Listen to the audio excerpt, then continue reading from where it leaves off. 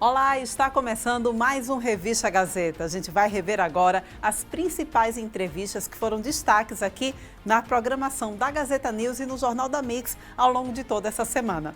E a gente já vai começar falando sobre como as atividades pedagógicas podem mudar a vida de adolescentes em conflito com a lei. A gente rever essa entrevista agora. É importantíssimo essa questão do sócio-educando estar presente nas atividades pedagógicas proporcionadas pela SUMESE, que é uma carga horária intensa, tá? Não é chegar lá e ficar de boas, tomando sol, lanchando, almoçando. Pelo contrário, a gente tem uma rotina frequente. Durante a manhã, eles têm as atividades nossas internas com os pedagogos, com os profissionais e a equipe, que isso se resume em pedagógico, psicólogo, assistente social, esportes, cursos. E à tarde eles já vão para aquela rotina da carga horária escolar, que é uma obrigação e um direito que todos têm. É obrigação porque a própria determinação do lei. Juiz envolve essa retomada dos estudos. Dos estudos, E também porque no direito da criança e do adolescente é obrigado eles estarem na escola e é um direito que eles têm de cumprir a carga horária, aprender a escrever, sair com o seu certificado, para que lá fora eles consigam a oportunidade de emprego. Sem contar, né, que a CEPREV, junto com a SUMESE e o governo do estado, tem um olhar muito diferenciado na parte de educação. Agora mesmo a gente está voltando com os cursos do Senai, dando continuidade do ano passado. A gente vai ter agora nesse mês de maio 3 cursos, que é o eletricista predial, auxiliar administrativo e confeiteiro. Então eles já saem com uma profissão. Tudo coisa de fácil absorção no mercado. Tudo. Tanto para o mercado de trabalho na CLT, quanto para o empreendedorismo. Independente, né? Independente, que é essa força que a gente dá. Que ele não saia de lá sem saber o que fazer. Se ele não tiver a oportunidade no mercado, ele já sabe que ele tem uma profissão. Então, a gente se preocupa muito com isso. Ô, Patrícia, dentro da realidade do processo de ressocialização que nós temos hoje para os jovens, para os adolescentes, vocês enfrentam alguma resistência na aplicação desses projetos educacionais? Resistência, você fala por parte deles? Negativas, por parte do perfil mesmo dos próprios socioeducandos. Eu não vou falar bem resistência. Existem aqueles dias que realmente eles não estão para praticar uma atividade, mas não é uma massa. Por exemplo, numa unidade a gente tem 15 adolescentes. Daqueles 15, um não tá num bom dia. Ele tem o direito, né, de não participar daquela atividade proposta, mas ali vai já a equipe. Serviço social, psicólogo, tentar entender o que foi que aconteceu, dar aquele tempo, mas eles sempre estão ativos. É muito difícil acontecer esse caso. Há um detalhe, Thaís, que obviamente eles acabam sendo fruto de preconceito, como se há também preconceito com a outra realidade que são os adultos, né, do sistema prisional, de que parte da punição, abre aspas, que deve ser imposta é não ter direito a nada. Então a gente está falando de uma recuperação de direitos e recomposição desse adolescente na condição também de cidadão. Porque em alguns casos, ou pelo menos construir essa cidadania, porque em alguns casos eles já estavam inclusive fora da própria realidade de convívio escolar já há alguns anos.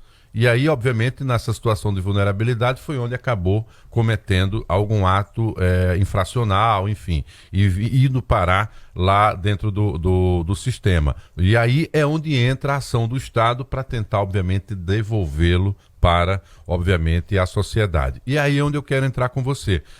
Há uma construção, essa reconstrução e recondução deles para o caminho da cidadania não é um processo fácil.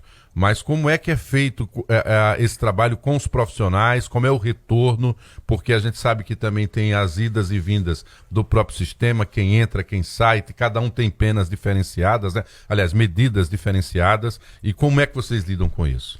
Bem, a gente não pode romantizar a situação. Existem, sim, casos que quando eles recebem a sentença da liberdade, então a gente pede a Deus pelo trabalho que eles não voltem.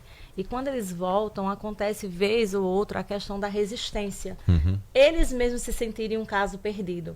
E aí é onde entra realmente o trabalho de conscientização. A gente tem lá o serviço, né, um pedagogo para espiritualidade, por exemplo. Certo. Então, todas as manhãs, todas as unidades participam de um momento de espiritualidade, que a gente não fala de cunho religioso, mas sim escolher um tema, cantar uma canção, e aí eles vão ali fluindo. Vem a questão pedagógica dos pedagogos mesmo, de trabalhar mesmo socioafetivo, o trabalho em grupo, né? Compartilha, construção. E mesmo com algumas resistências, quando ele vê que o outro está fazendo, porque assim, é tipo um efeito manada. Tem aquele que diz eu não quero, e o outro vai fazer um corpo mole. Mas aí quando vê o que vai perder, ele tá lá dentro, faz também. E sem contar as oficinas, temos talentos incríveis. Oficina com sabão, construção de esculturas, de objetos de sabão. A participação nesses projetos garante a eles alguma redução do tempo lá no centro? Sim. Sim. É muito importante ter também essa troca recíproca. A participação, a socialização, o empenho dá, sim, o direito de uma redução de pena. A gente tem também um trabalho de leitura. Eles sabem que vão ter essa bonificação. Vai ter essa bonificação, então faz. Alguns até sabem que tem, não quer fazer. Porque, eu digo, a gente não consegue 100%, mas a gente consegue levar para eles que existe a oportunidade, né? Fazer com que eles acreditem que, saindo dali, eles vão ter uma segunda chance. Como a gente já escutou relatos, se eu tivesse lá fora, eu não teria tido isso aqui, quando termina um curso, né? Alguns reconhecem logo de imediato o carinho, a atenção, a oportunidade de estar perto de pessoas que têm outra experiência. Mês passado a gente teve uma palestra muito interessante que eu fiquei assim de cara, que foi uma palestra sobre gestão financeira. Como é importante a oportunidade de você entrar e sair de lá, saber que tem um curso e poder começar com um pouquinho. Então, quando eu vi essa palestra, eu disse, poxa, que negócio incrível, né? Que oportunidade de você já sair dali entendendo que eu vi que esse pouquinho pode se transformar no seu salário. Pois é, e com perspectiva de futuro, que é o mais importante, obviamente, tirá-lo, né, do universo da criminalidade, porque, obviamente, volto a repetir o quanto, muitas vezes, nós, enquanto sociedade, né, o olhar preconceituoso, com frases do tipo pau que nasce torto, morre torto, e que vai continuar na criminalidade. Quer dizer, tem que ser dada a oportunidade de romper exatamente esse ciclo de violência que o levou até o universo também da própria SUMESE. Há algum trabalho em relação ao enfrentamento da dependência química? Eu falo isso porque eu sei que muitos cometem também qualquer ato infracional, às vezes movido por esse universo que envolve também o consumo de entorpecentes, né? Bem, o trabalho realizado realmente é com questão de atendimentos psicólogos, atendimento social e palestras incentivadoras, para que eles percam essa vontade, né? Esse desejo de estar ali naquela dependência. É um trabalho formiguinha que a gente tenta justamente através de profissionais. É uma coisa ainda que é meio devagar, mas que a gente está tentando e acreditando que após a sentença, a liberdade, ele não chegue mais a usufruir, né, a droga. Se expor, né? Porque, expor, obviamente, ele já compreendeu que a lei pode alcançá-lo. Isso. O governo do Estado, ele vem trabalhando, assim, freneticamente nessa questão de educação dentro do sistema. É um dos pontos que a gente quer conseguir alcançar e vai, pela questão da equipe, do que vem chegando de novo. Ocupar esse tempo trazendo mesmo oportunidades. Oportunidades com uma equipe capacitadas, com cursos, com oficinas, com treinamentos e fazer com que ele enxergue torneios de esportes, que é muito importante para eles verem talentos. A gente tem muitos adolescentes lá bem talentosos. Agora vamos rever uma entrevista também no Jornal da Mix sobre auxílio por incapacidade temporária. Será que o servidor público também pode pedir esse auxílio? A gente vai saber agora. Bom, com relação a servidor público, existe, sim, esse tipo de benefício não com essa nomenclatura, né? Altera aí um pouco a nomenclatura, é uma licença para tratamento de saúde, que eles chamam, mas diferentemente do regime geral, aquele que está no regime próprio, o servidor, é importante a gente sempre lembrar, existe o servidor público no sentido amplo e no sentido estrito, né? A gente aqui está se referindo àquele que passou na prova de concurso público. Então, ele vai ter direito a essa licença, é chamado assim, e ele vai ter que requisitar, sim, ele vai receber, normalmente ele vai passar por perícia também, mas existe ali algumas peculiaridades, digamos assim, que a gente vai conversar um pouquinho mais sobre isso, mas de um modo geral, existe, tá? Só não com o nome de incapacidade temporária, é licença para tratamento de saúde, e a partir daí, ele pode passar por uma perícia ou não, existe um prazo para ele, Marcos, também para ele ficar nessa situação, porque, por exemplo, se o servidor, ele adoece, e ele passa um período de até 2 anos afastado por causa dessa doença, a partir daí, a próxima ida dele à perícia, a perícia vai já avaliando toda a situação dele, vai levá-lo a uma aposentadoria por invalidez, que é a nossa incapacidade permanente. Então, existem essas peculiaridades. No regime geral, a gente não tem esse prazo.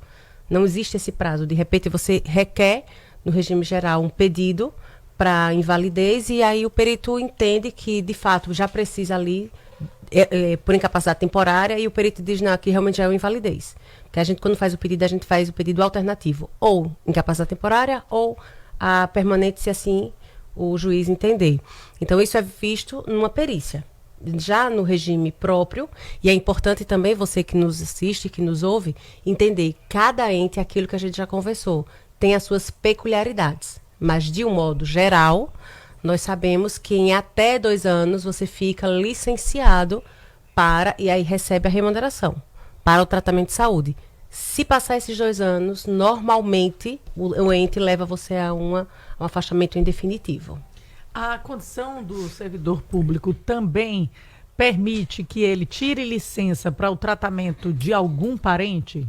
Perfeito, Thaís. Permite sim. Né? E aí, volto a insistir naquilo que é importante que as pessoas entendam. Cada ente, cada regime próprio com as suas regras, mas, de um modo geral, até 60 dias, essa pessoa que é servidor público e precisa se afastar para cuidar de alguém da família, ele vai receber a remuneração. Se ela ficar 90 dias, ela já não recebe remuneração. Assim diz a lei.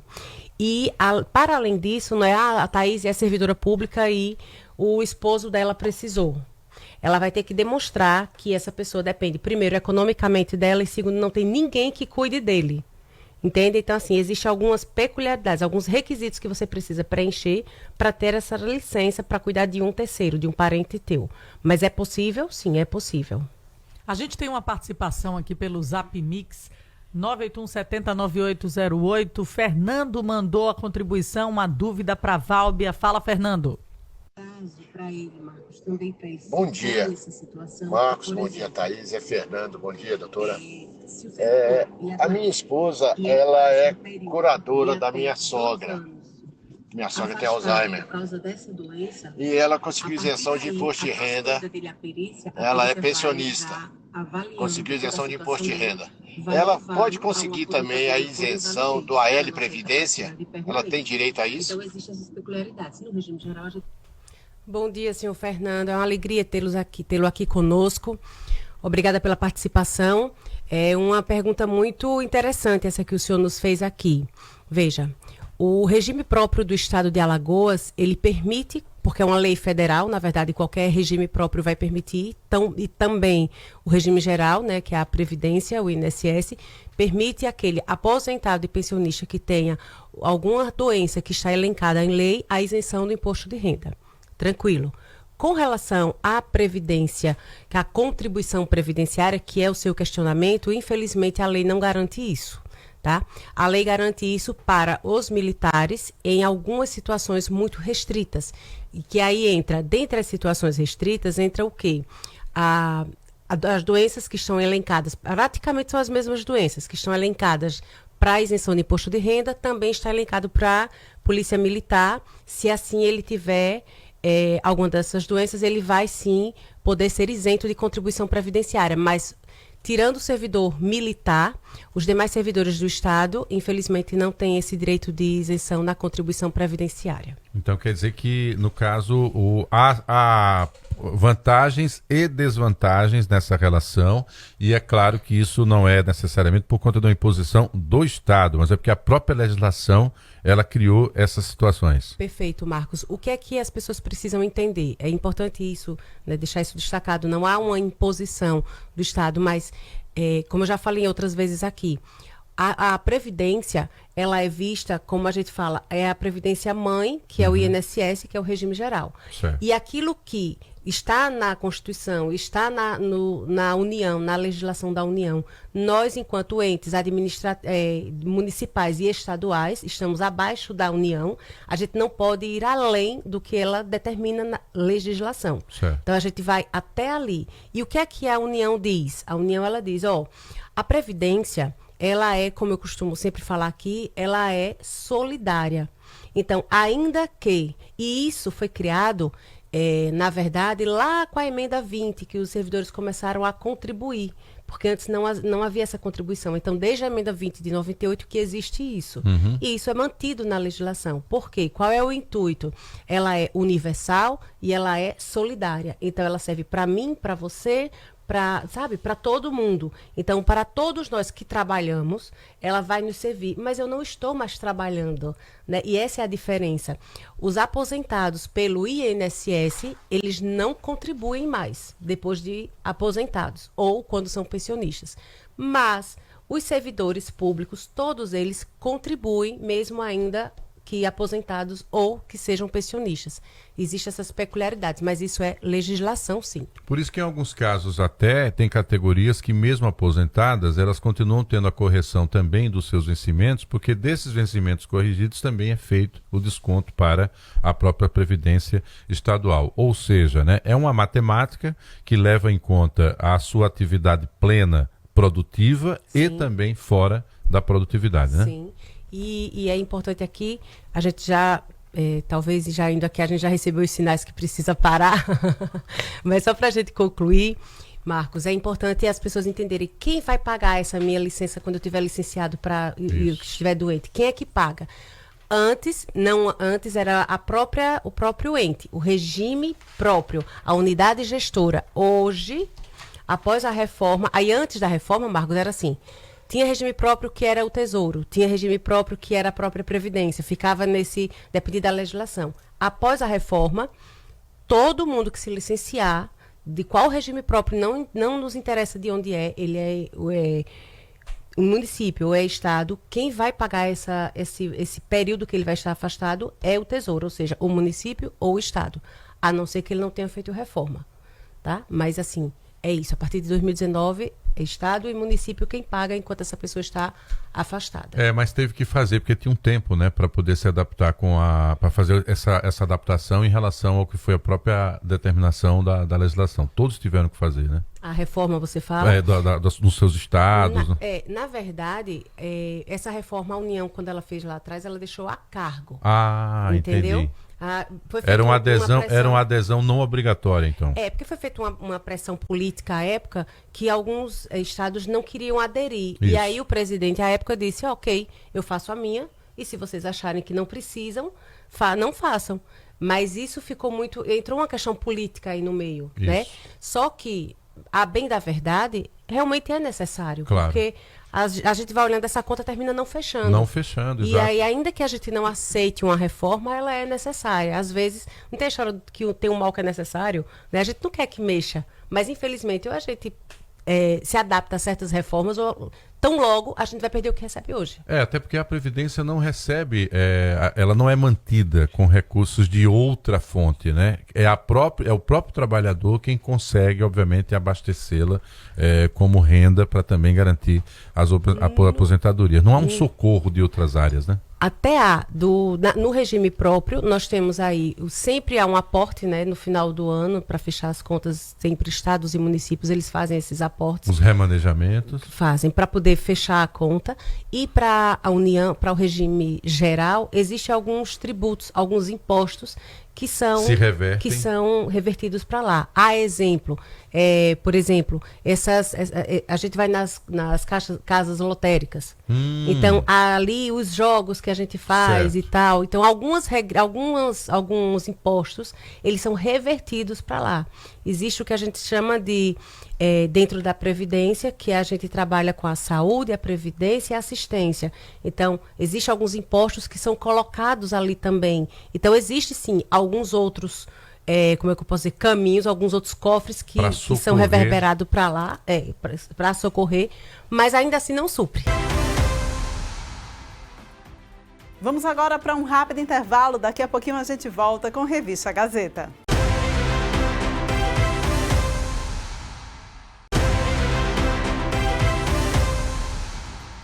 Olá, estamos de volta aqui com Revista Gazeta e olha, a gente vai rever agora uma entrevista sobre um modelo de negócios que vem crescendo muito aqui no nosso estado, são as franquias. Elas tiveram um aumento de 16% e vem movimentando cada vez mais a economia aqui do estado de Alagoas. A gente vai saber um pouco mais sobre isso agora nessa entrevista. A franquia é um modelo de negócio que já foi testado e é sucesso. Ninguém vai se interessar em se apropriar de um modelo de negócio que não está capenga. Já vi que aquele negócio funciona, legal. Então, a partir dali, eu já vou buscar novas informações. O que é que a gente tem hoje no mercado? Esse modelo de negócio que já foi testado, as pessoas têm uma atratividade maior.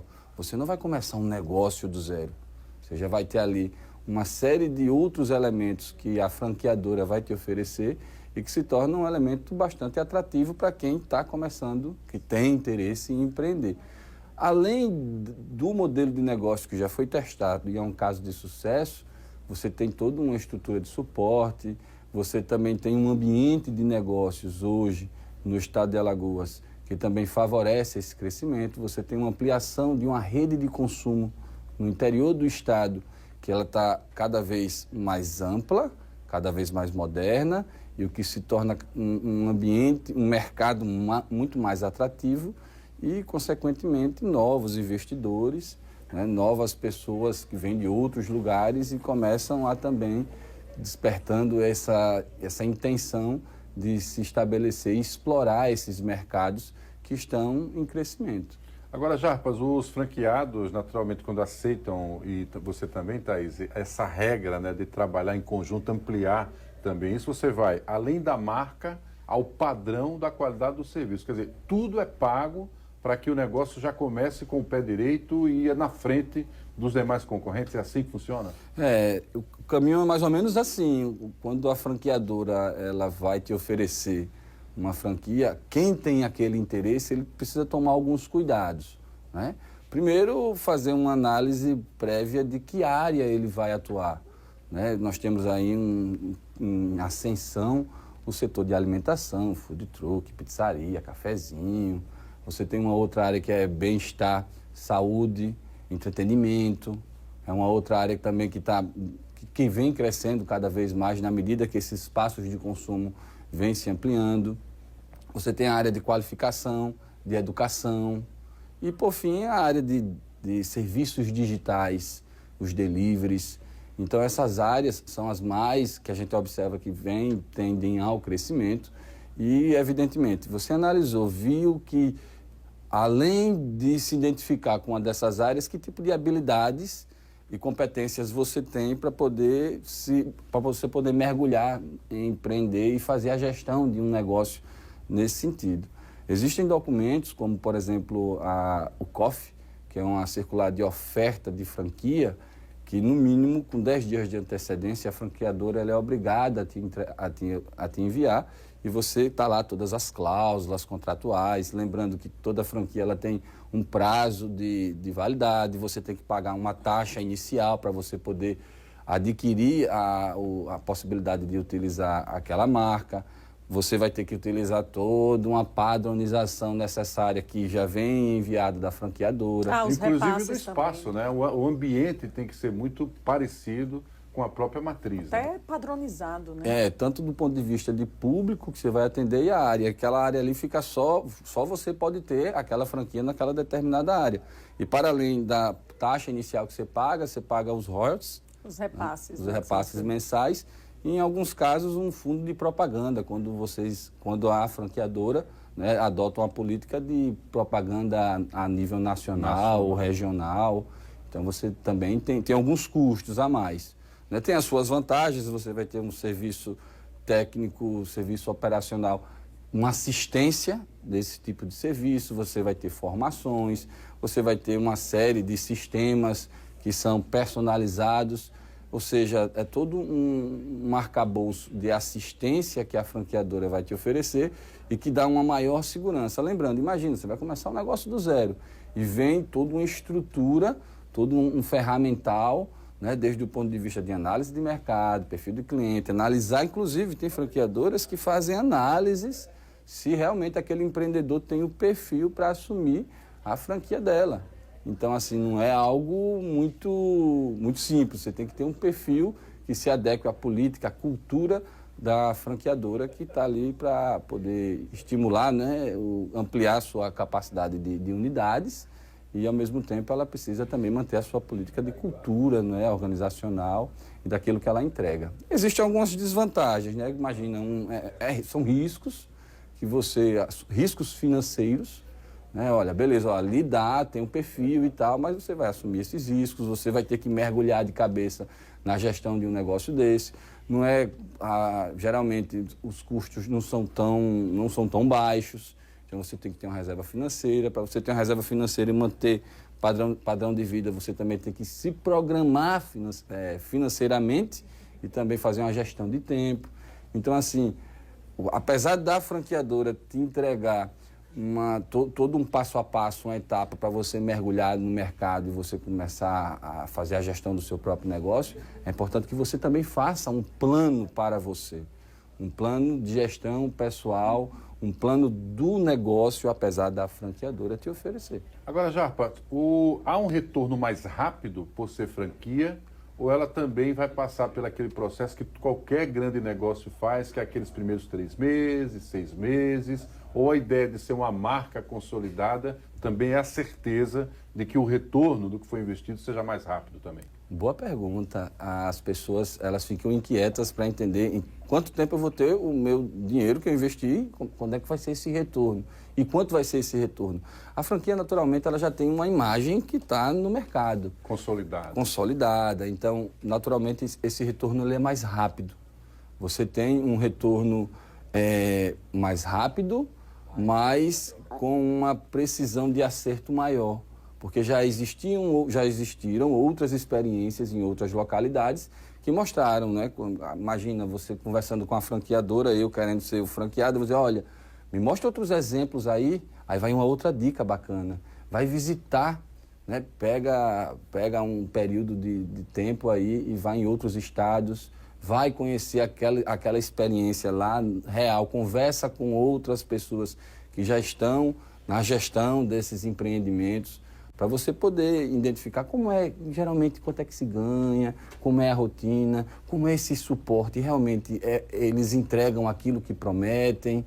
Então, assim, vale muito a pena fazer essa experiência de visitar outros lugares, outras franquias, para poder se apropriar daquilo que foi positivo e também se precaver daquilo que possa vir afetar de maneira negativa a sua condução. É claro que quando a gente fala de sucesso de negócio, por mais que a gente receba na mão ali um pacote de cases de sucesso, vai depender, claro, do perfil de gestão. Né?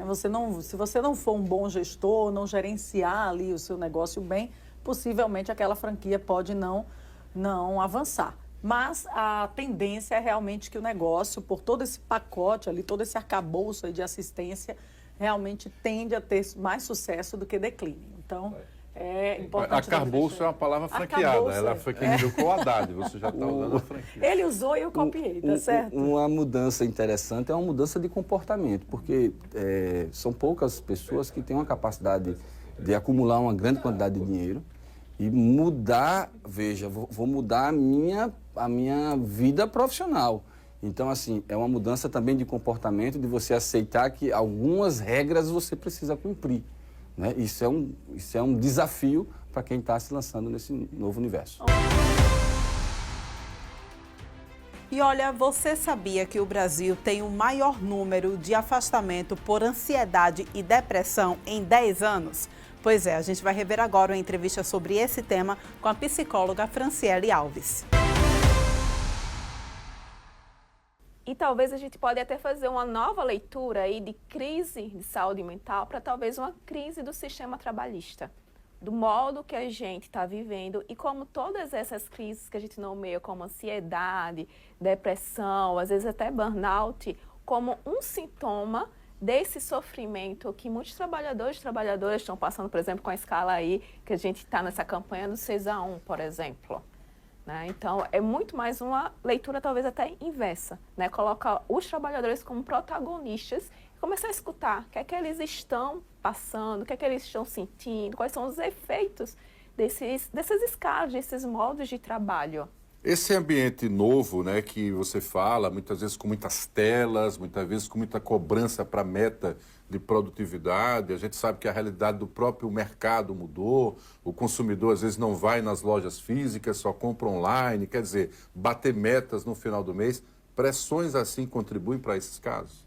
Sim, a gente precisa até se perguntar se, por exemplo, essas metas são metas que são possíveis de serem atingidas. Muitas vezes são metas que são desumanas, que são impossíveis e muitas vezes o trabalhador ali não questiona, não consegue perceber que aquilo, não só ele, como praticamente ninguém conseguiria fazer. Então a gente precisa conseguir muitas vezes se afastar um pouco do ambiente para conseguir olhar esse ambiente de fora e começar a tensionar mesmo quais são as possibilidades e muitas vezes até quando não há possibilidade de mudança naquele local, pensar, né, estrategicamente possibilidade de um outro local de trabalho ou um outro ambiente. Olha, os números impressionam, tá? De acordo com os dados aqui apurados, 472.328 trabalhadores pediram licença do ambiente de trabalho em função de problemas relacionados à sua incapacidade de produção por conta da saúde mental, tá? São 68% a mais em relação a alguns anos. A gente tem um gráfico aqui dentro mostrando, inclusive, como foi todo o processo de evolução. Veja só, até 2020, né, a gente tem ali um dado que começa em 2014, 170 mil trabalhadores, 2020 teve uma queda, não é? Aí em função dessa realidade, 2021 já começou a apontar a subida para 185 mil trabalhadores afastados, 2022 a tendência se manteve e 2023. E a explosão que foi em 2024, 472.328. Quando a gente fala, claro, de uma crise que envolve a saúde mental e que chega a provocar o afastamento desse trabalhador, em média, ele fica quanto tempo afastado? Geralmente a gente tem visto aí 15 dias, o padrão, né? Mas muitas vezes é muito mais. Muitas vezes a pessoa não consegue nem retornar ao trabalho que já era corriqueiro. Assim, às vezes é um afastamento, de fato, definitivo.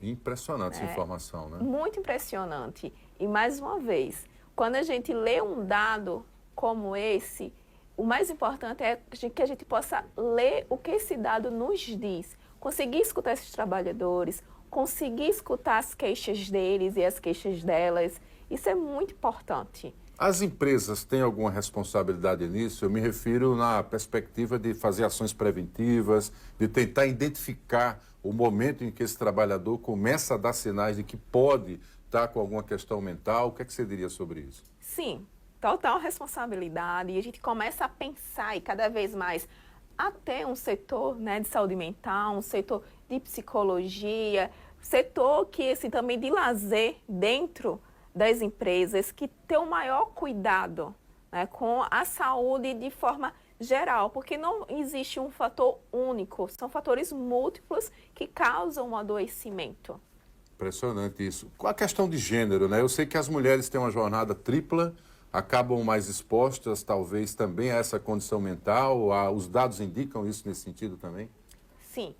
Geralmente as mulheres, né, como a gente costuma dizer, nunca param de trabalhar. Né? São a tripla jornada, cuidado de criança. Até quando param, pensam no trabalho do dia seguinte, trabalhando, né? Não tem, né? Então, justamente, é esse trabalho de cuidado com várias pessoas, cozinhar, limpar muitas vezes, o trabalho externo, às vezes, mais de um trabalho. Então, o que a gente questiona muito, que um corpo cansado, ele não tem como produzir. Então, assim, a gente está tendo uma crise de tempo, de espaço, para que essas pessoas elas possam ter qualidade de vida, qualidade de descanso. E vários dados também comprovam que pessoas que trabalham numa escala mais reduzida, elas estão produzindo muito mais. E a gente tem um exemplo que muitas pessoas gostaram de trabalhar em casa. Né? O teletrabalho, de alguma forma, deu respostas positivas. Deu mais qualidade, muitas vezes, de vida. E não passar muito tempo no trânsito, no transporte para o trabalho. Poder ficar mais perto dos familiares. Né? A gente vê uma campanha aí que os trabalhadores possam ver mais seus filhos, seus entes queridos, que o patrão, os colegas de trabalho. Eu tive a oportunidade de fazer uma viagem recente e fui para a cidade do Rio de Janeiro. E lá, o Jardim Botânico, a gente viu um grupo de pessoas e eu estranhei, porque era um final de semana, uma sexta-feira, e eles eram todos com a camisa de uma empresa. Eu achei que era uma tarefa, alguma coisa, mas não. É porque a empresa adotou como estratégia, em vários setores da empresa, tirar um dia para que eles conheçam a cidade que eles moram e que eles não têm tempo de visitar. E eles estavam exatamente no Jardim Botânico, fazendo meio que uma visita guiada lá e tal, e faziam dinâmicas e faziam brincadeiras. Aí me chamou a atenção, claro, né, a ideia do jornalista. Mesmo em férias eu fui conversar lá. E são pessoas que trabalham no setor têxtil, né? Tem produções por metas também para serem atingidas, e a empresa adotou essa estratégia de tirar aquelas costureiras, as pessoas que trabalham com distribuição, um grupo muito heterogêneo, fazendo caminhadas no parque, num dia de semana, numa sexta-feira atípica, em função da questão da saúde mental. É uma alternativa. Sim, museus, teatro, cinema, cultura, contato com a natureza, poder colocar o pé na grama. A gente aqui em Maceió que tem esse mar belíssimo, mas quanto os trabalhadores podem usufruir dessa beleza? Podem usufruir dessas coisas que muitas vezes é gratuita, mas não há possibilidade na escala que eles vêm trabalhando.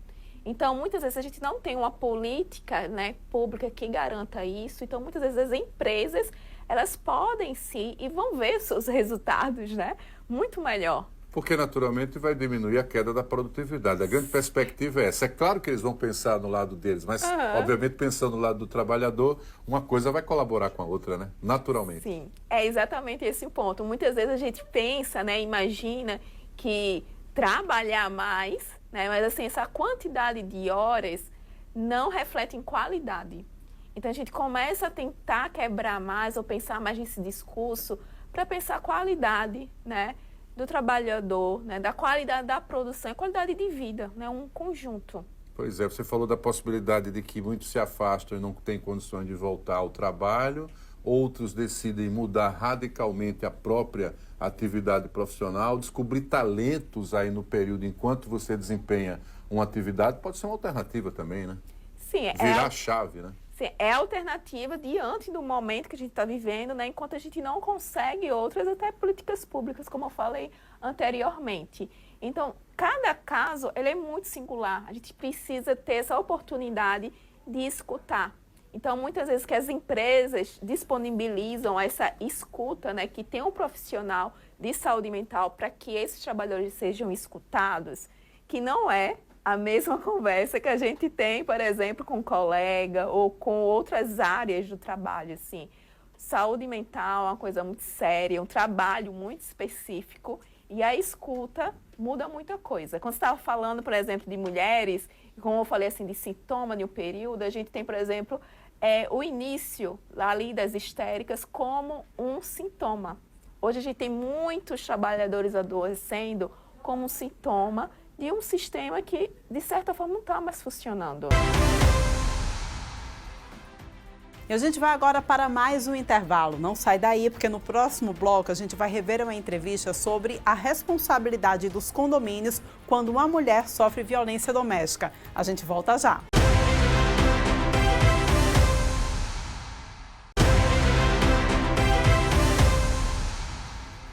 Estamos de volta aqui com o Revista Gazeta. A gente vai rever as principais entrevistas que saíram na Central Gazeta de Notícias ao longo de toda essa semana. E olha só, gente, você sabia que os condomínios têm um importante papel na prevenção e no cuidado, em todo o acolhimento também com as mulheres que são vítimas de violência doméstica?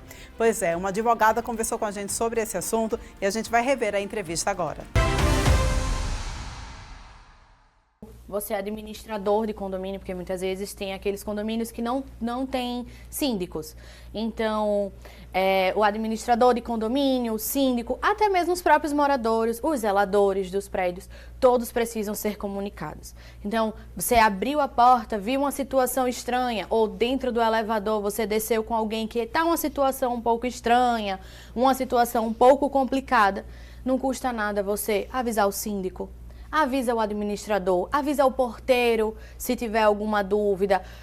Não queria falar, não sei se é o relacionamento, mas não custa nada você avisar. Olha, eu acho que tá tendo uma situação um pouco estranha entre aquele casal, não sei, talvez observa as câmeras, mas é necessário comunicar. Você não precisa de logo já ir comunicar à polícia, a uma autoridade maior, um órgão público, mas comunica ao síndico, para que o síndico possa, a partir daquele momento, entender se ele vai agir, se ele não vai agir, se a administradora, porque muitas vezes a gente pode estar participando da situação dentro de um condomínio comercial.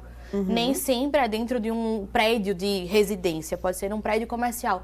Então, às vezes, a gente precisa também avisar a administradora ou aquela pessoa que fica responsável pelo condomínio. Comunica, ao menos para que ele já entenda a situação e já vá verificando o que fazer. Tenham ciência, né? De Exatamente. Que há alguma situação ali que talvez fuja um pouco do normal. Há alguma lei estadual sobre esse tipo de caso? Sim, a gente possui uma lei aqui no estado de Alagoas, de 2021, assim como também a gente possui uma lei federal. Então, não só a lei estadual, como a lei federal, ela obriga a comunicação. E a gente não está falando só sobre o caso de violência doméstica a uma mulher. Também é o caso de uma criança, um idoso, uma pessoa portadora de algum tipo de deficiência. Então, às vezes, a gente acha que só porque é um crime de violência doméstica ou uma ação de violência doméstica é contra a mulher. Mas não é. Uma criança, um idoso, um portador de deficiência também está envolvido nessa lei. Certo. Aí até aproveitando, né? Você citou os síndicos, os administradores, Mariana. Eles têm a obrigação de agir nesses casos de violência contra a mulher ou contra a criança, contra o idoso? Existe sim essa obrigação de agir. Inclusive, eles podem até ser punidos por negligência, omissão de socorro. Então, existe uma penalidade, existe uma obrigatoriedade e existe uma determinação legal para que haja essa comunicação, essa atitude, essa ação por parte deles. Então, não apenas o comunicar ao síndico, mas ele precisa agir. Então, por isso que lá no começo da entrevista eu falei, avisa ao síndico para que o síndico tome alguma atitude, proceda de alguma forma, porque às vezes o próprio condomínio ele tem as regras de como ele vai estabelecer. Ele vai ouvir a situação, ele vai pegar as câmeras, ele vai fazer um boletim de ocorrência, ele já vai encaminhar como é que vai fazer. Então, já é até uma própria dica que eu dou, para que os próprios condomínios estabeleçam como que vai ser uma situação, qual vai ser os passos que ele vai ter para comunicar e agir nesses casos de violência. Ok, sobre a polícia, né? Muitas vezes, quando a gente vê uma situação dessa, a gente já tende logo a ligar para a polícia. Eu aproveito para perguntar, a polícia ela tem autorização, por exemplo, para entrar nesse prédio? Não sei, não tem portaria física, né? Não tem porteiro ali físico, mas tem a portaria eletrônica. Eles vão autorizar a entrada da polícia? Eles podem sim. Se a gente estiver falando de flagrante, naquele momento a polícia ela deve entrar.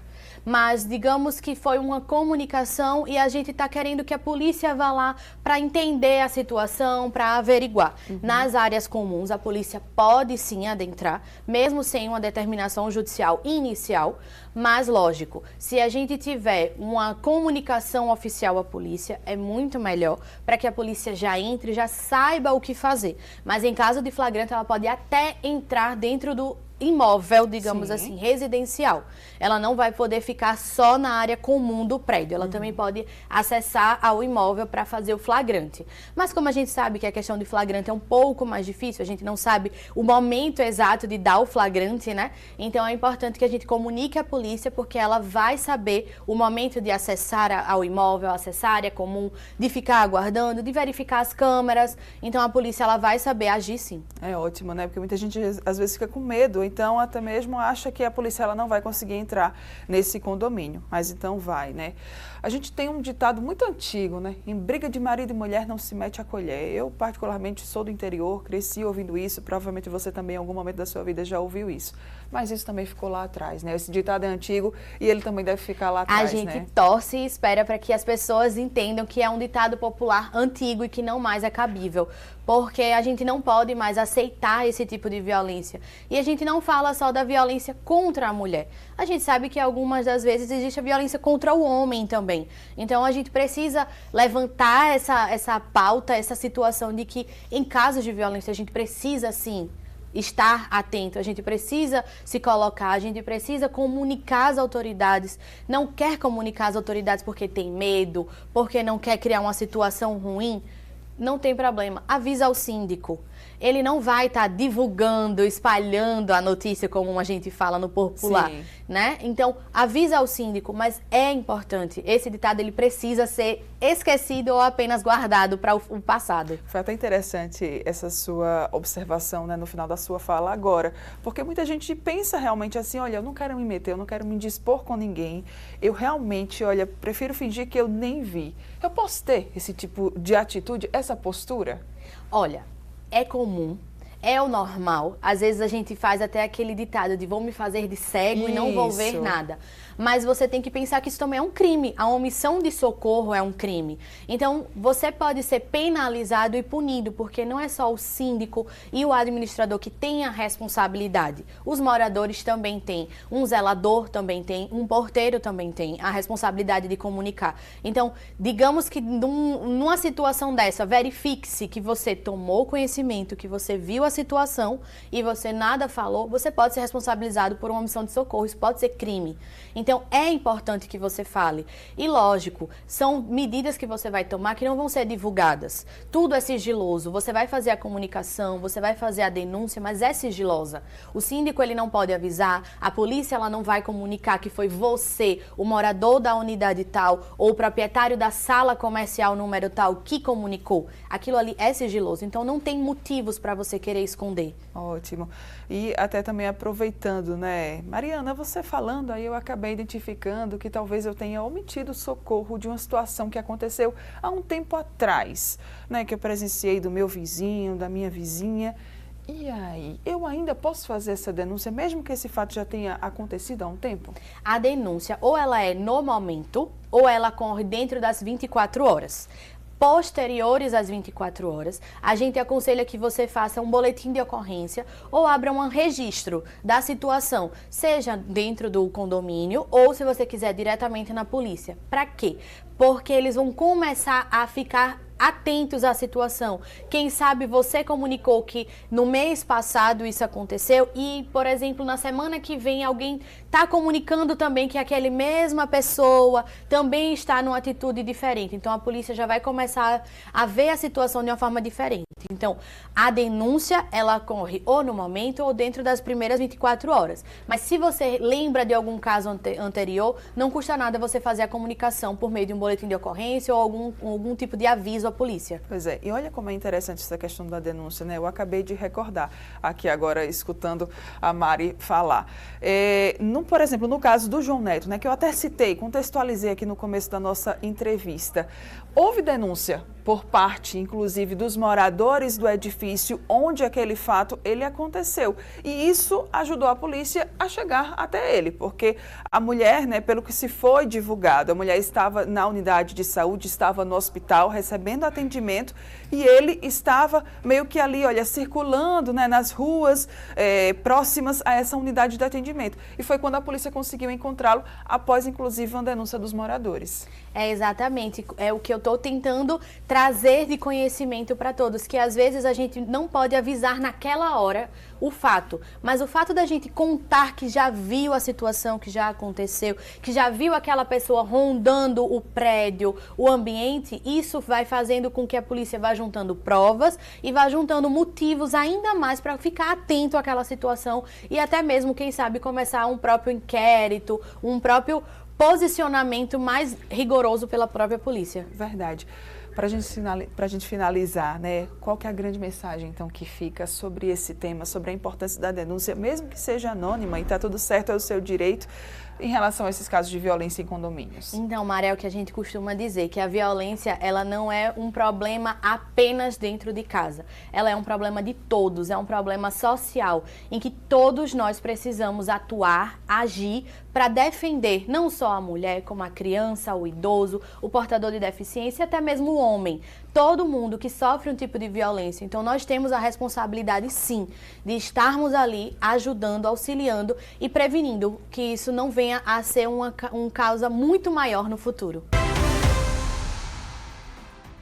Vamos rever agora a entrevista muito bacana sobre a educação empreendedora na engenharia. Uma professora do SESMAC explicou para a gente essas novidades e a gente vê agora. Obrigada por você estar nos recebendo nesse momento. 28 anos do curso de Engenharia Civil, SESMAC, não é? É uma vida. E a gente sempre fala assim que nós estamos assentados sobre a rocha. Não é? Sobrevivendo, executando ações, não é? E ações estratégicas e estando nesse mercado aí, que é um mercado competitivo. Hoje o mercado de ensino em Maceió é um mercado competitivo, mas nós estamos daqui a pouco com 30 anos de idade, né? Sólidos. Olha só, muito interessante. Vamos falar sobre o nosso tema de hoje, que é essa educação empreendedora. Do que se trata quando a gente fala de engenharia civil? É preparar realmente esse profissional para empreender? É assim, Mara, e telespectadores. A educação, a gente sabe que é um processo, né? É um processo contínuo. Quanto mais a gente se aperfeiçoa, quanto mais a gente estuda, melhor nós ficamos, por exemplo, em sala de aula falando como professor, né? Quando a gente tenta empreender dentro da escola de engenharia, a gente está tentando mostrar para esse aluno o quanto é importante ele ter criatividade dentro do laboratório que é a própria escola. E pós-escola, no pós-escola, que a gente chama de egresso de curso, ele está preparado. Ele está preparado para vencer, por exemplo, negócios, vencer financiamentos, vencer tratativas que vão levá-lo à sua profissão no campo do empreendedorismo. Tá. As disciplinas tradicionais do curso de Engenharia Civil, elas ajudam o aluno, né, a chegar nesse caminho? Nós temos, dentro da engenharia, nós temos 3 grupos ou 3 classes de disciplinas. As disciplinas que nós chamamos de básicas, as profissionalizantes e as específicas do curso, não é? Eu entendo que qualquer uma dessas disciplinas, elas vão ajudar o aluno a empreender a partir da escola. Por quê? Nós temos disciplinas que a gente considera disciplinas duras da nossa matriz curricular. E tem disciplinas que a gente chama da área e do conhecimento das humanidades. Então, quer seja da área das disciplinas duras, quer seja da área das disciplinas das humanidades, é o professor, né? É a figura do professor. Se eu tenho um professor empreendedor, se eu tenho uma cultura organizacional empreendedora, se eu tenho um ambiente propício a empreender, independente da disciplina em que eu esteja, eu vou ser inspirado pelo meu docente dentro da sala de aula a executar o empreendedorismo dentro e fora da faculdade. Verdade. Como é que a universidade, né, Rosineide, pode incentivar mais projetos de inovação e empreendedorismo entre os estudantes de engenharia? Bom, nós fazemos assim, certo? Eu vou contar bem rápido o que há de um tempo para cá o MEC nos exigiu em termos de projeto de extensão. É assim, os currículos de qualquer uma das graduações, o aluno precisa cumprir 10% da sua matriz curricular em projetos extensionistas. O que eu quero dizer com isso? 10% de uma carga horária total de 4.000 corresponde a 400 horas.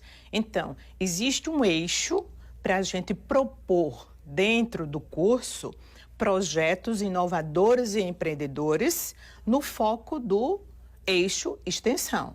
Então, eu posso trazer para o meu programa de extensão projetos extensionistas. Por exemplo, a gente tem, é conhecimento nosso, que um grande grupo de jovens do ensino médio não fecharam o ensino médio. Então, essas pessoas estão empreendendo de forma amadora, mas estão indo, né? Então, seria um projeto extensionista, uma ideia, chegar junto do ensino médio, o ensino superior, chegar junto do ensino médio, traçar diretrizes, conduzir esses projetos empreendedores desses jovens, que eles estão tendo sucesso, mas eles precisam entender que eu preciso aliar o ensino superior ao ensino médio. O empreendedorismo de hoje há um empreendedorismo longo, duradouro, né, e contínuo. E isso a universidade, a Escola de Engenharia do SESMAC, ela pode muito bem fazer essa aliança. Que legal. E quais são os principais desafios? A gente conseguiria elencar aqui alguns desses estudantes para empreender? Sim. Eu também, além da coordenação, eu também sou de sala de aula, né? Para mim é um prazer grande estar na sala de aula, eu gosto. E teve uma turma do 9º período, o ano passado, que eu conversando com eles, eu perguntei assim, quem de vocês vai ter seu próprio negócio quando sair da faculdade, do ano passado? Então, 90% a 95% dos presentes relatam isso. Então, é um indicador forte para a instituição, é um indicador forte para o curso de Engenharia Civil. Aí vamos aos desafios, né? É uma interface, né? O 9º e o 10º período são interfaces. Então, eu estou dentro e daqui a pouco eu estou fora no mercado, né? Então, o grupo de relacionamentos que eu tenho ainda é limitado, porque eu estou nessa interface, eu estou com o grupo da minha universidade. O capital, o investimento inicial é outro desafio, não é? E o outro desafio também, eu diria aqui, que é a aversão ao risco. Quem está iniciando, realmente, ele não quer se arriscar muito. Né? Na escola de engenharia, a gente aprende diversos atributos, que a gente chama de competências, né? E uma delas é fazer gestão de risco. Mas a gestão de risco que a gente aprende na escola, a escola de engenharia é uma escola exata, é uma escola precisa, a gente trabalha com precisão. E quando a gente pensa na questão e na disciplina de empreendedorismo, a gente já vê que é mutável.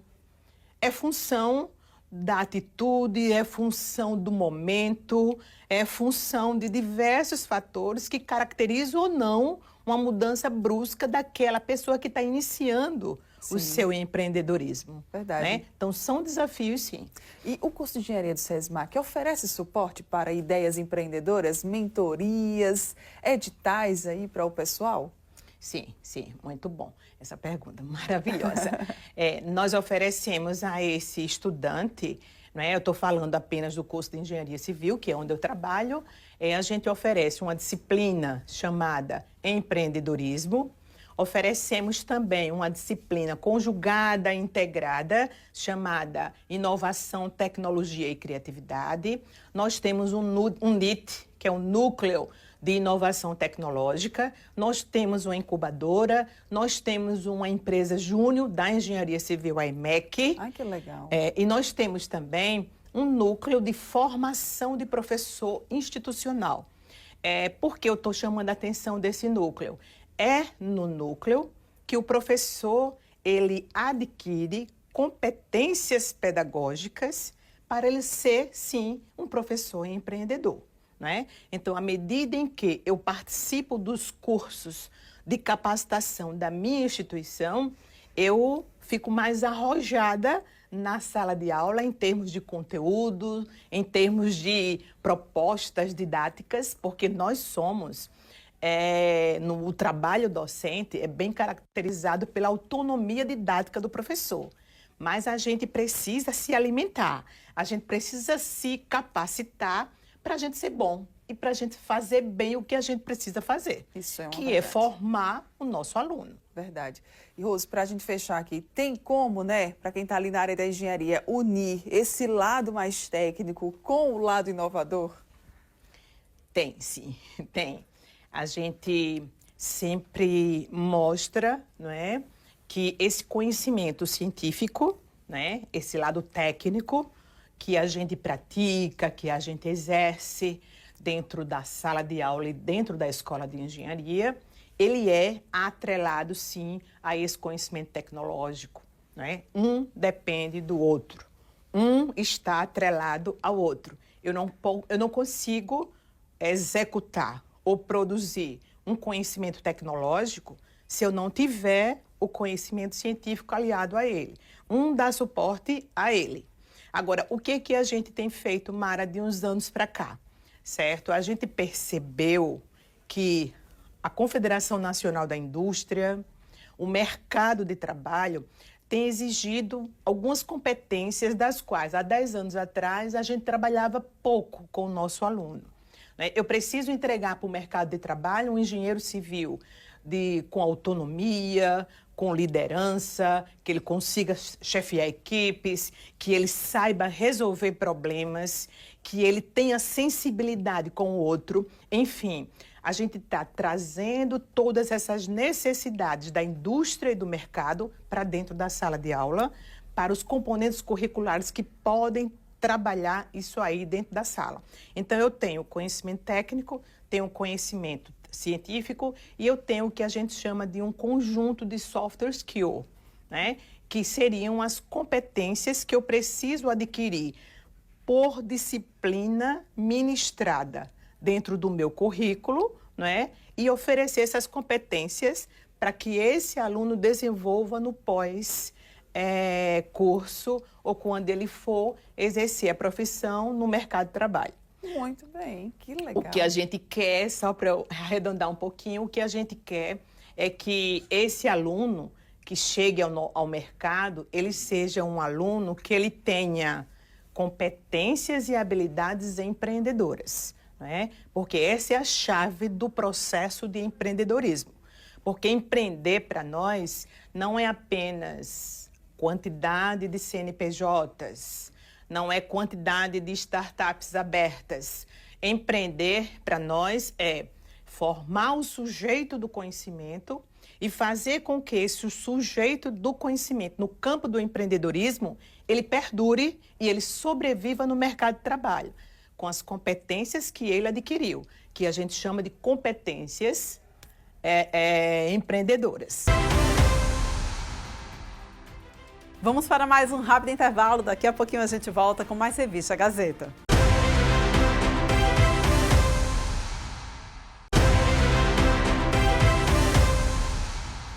Estamos de volta aqui com Revista Gazeta e a gente agora vai falar sobre um tema que acomete a muita família, né? Que são os casos de problemas mentais. Como que uma família deve proceder quando ela já não consegue mais lidar com uma pessoa com transtornos mentais dentro de casa?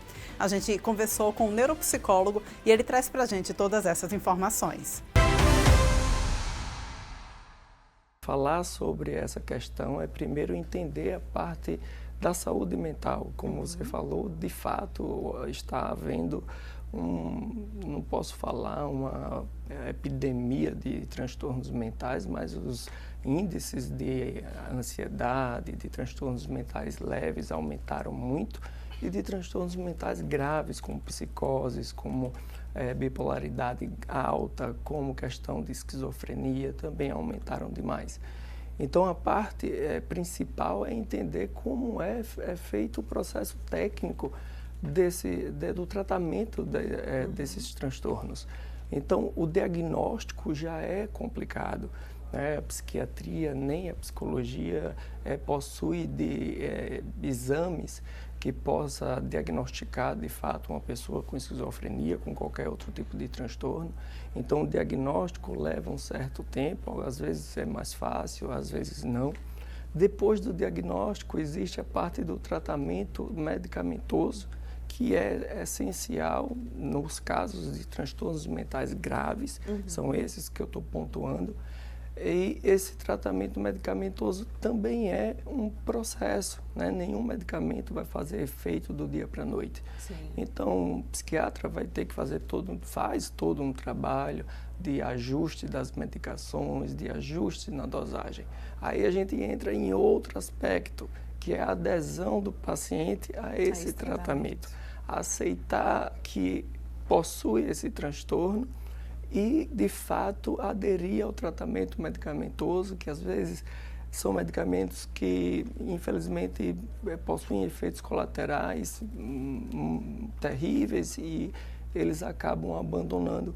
Ou então, quando eles têm uma certa melhora do quadro, eles acham que já está bom e acabam também abandonando. E aí a gente vai ver, de novo, um ciclo de surto psicótico grave.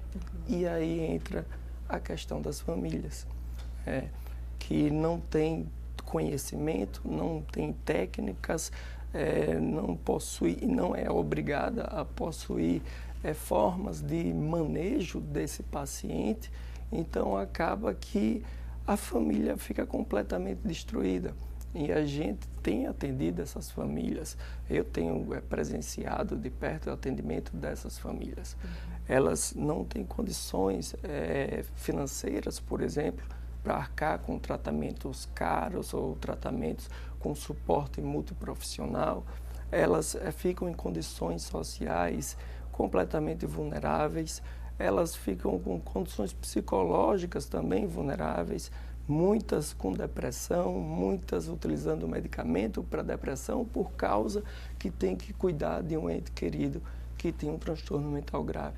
Então, esse é o primeiro ponto da discussão para que a gente entre e entenda a política antimanicomial, né, que é já um outro passo, né, que precisa vir, de fato, como algo prioritário do Estado. E aí eu não estou falando de governo, eu estou falando do Estado como um todo.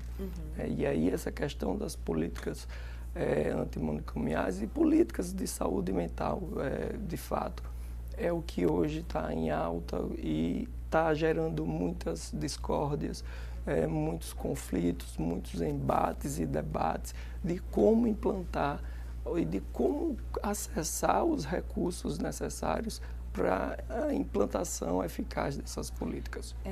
Falando sobre essa expressão, né, política antimanicomial, inclusive esse assunto, como você bem falou, né, também está bastante em alta, está sendo alvo de muitas discussões. Para quem está nos assistindo, para que possa entender, do que se trata a política manicomial? Qual que é o objetivo, né, assim, do Estado como um todo, quando se trata desse assunto? Perfeito. A política manicomial foi uma lei estabelecida em 2001 e, na verdade, ela só, vamos dizer, entrou em vigor através de portarias, até no estado de Alagoas também, tá? Um pouco mais recente, em 2017, se eu não me engano.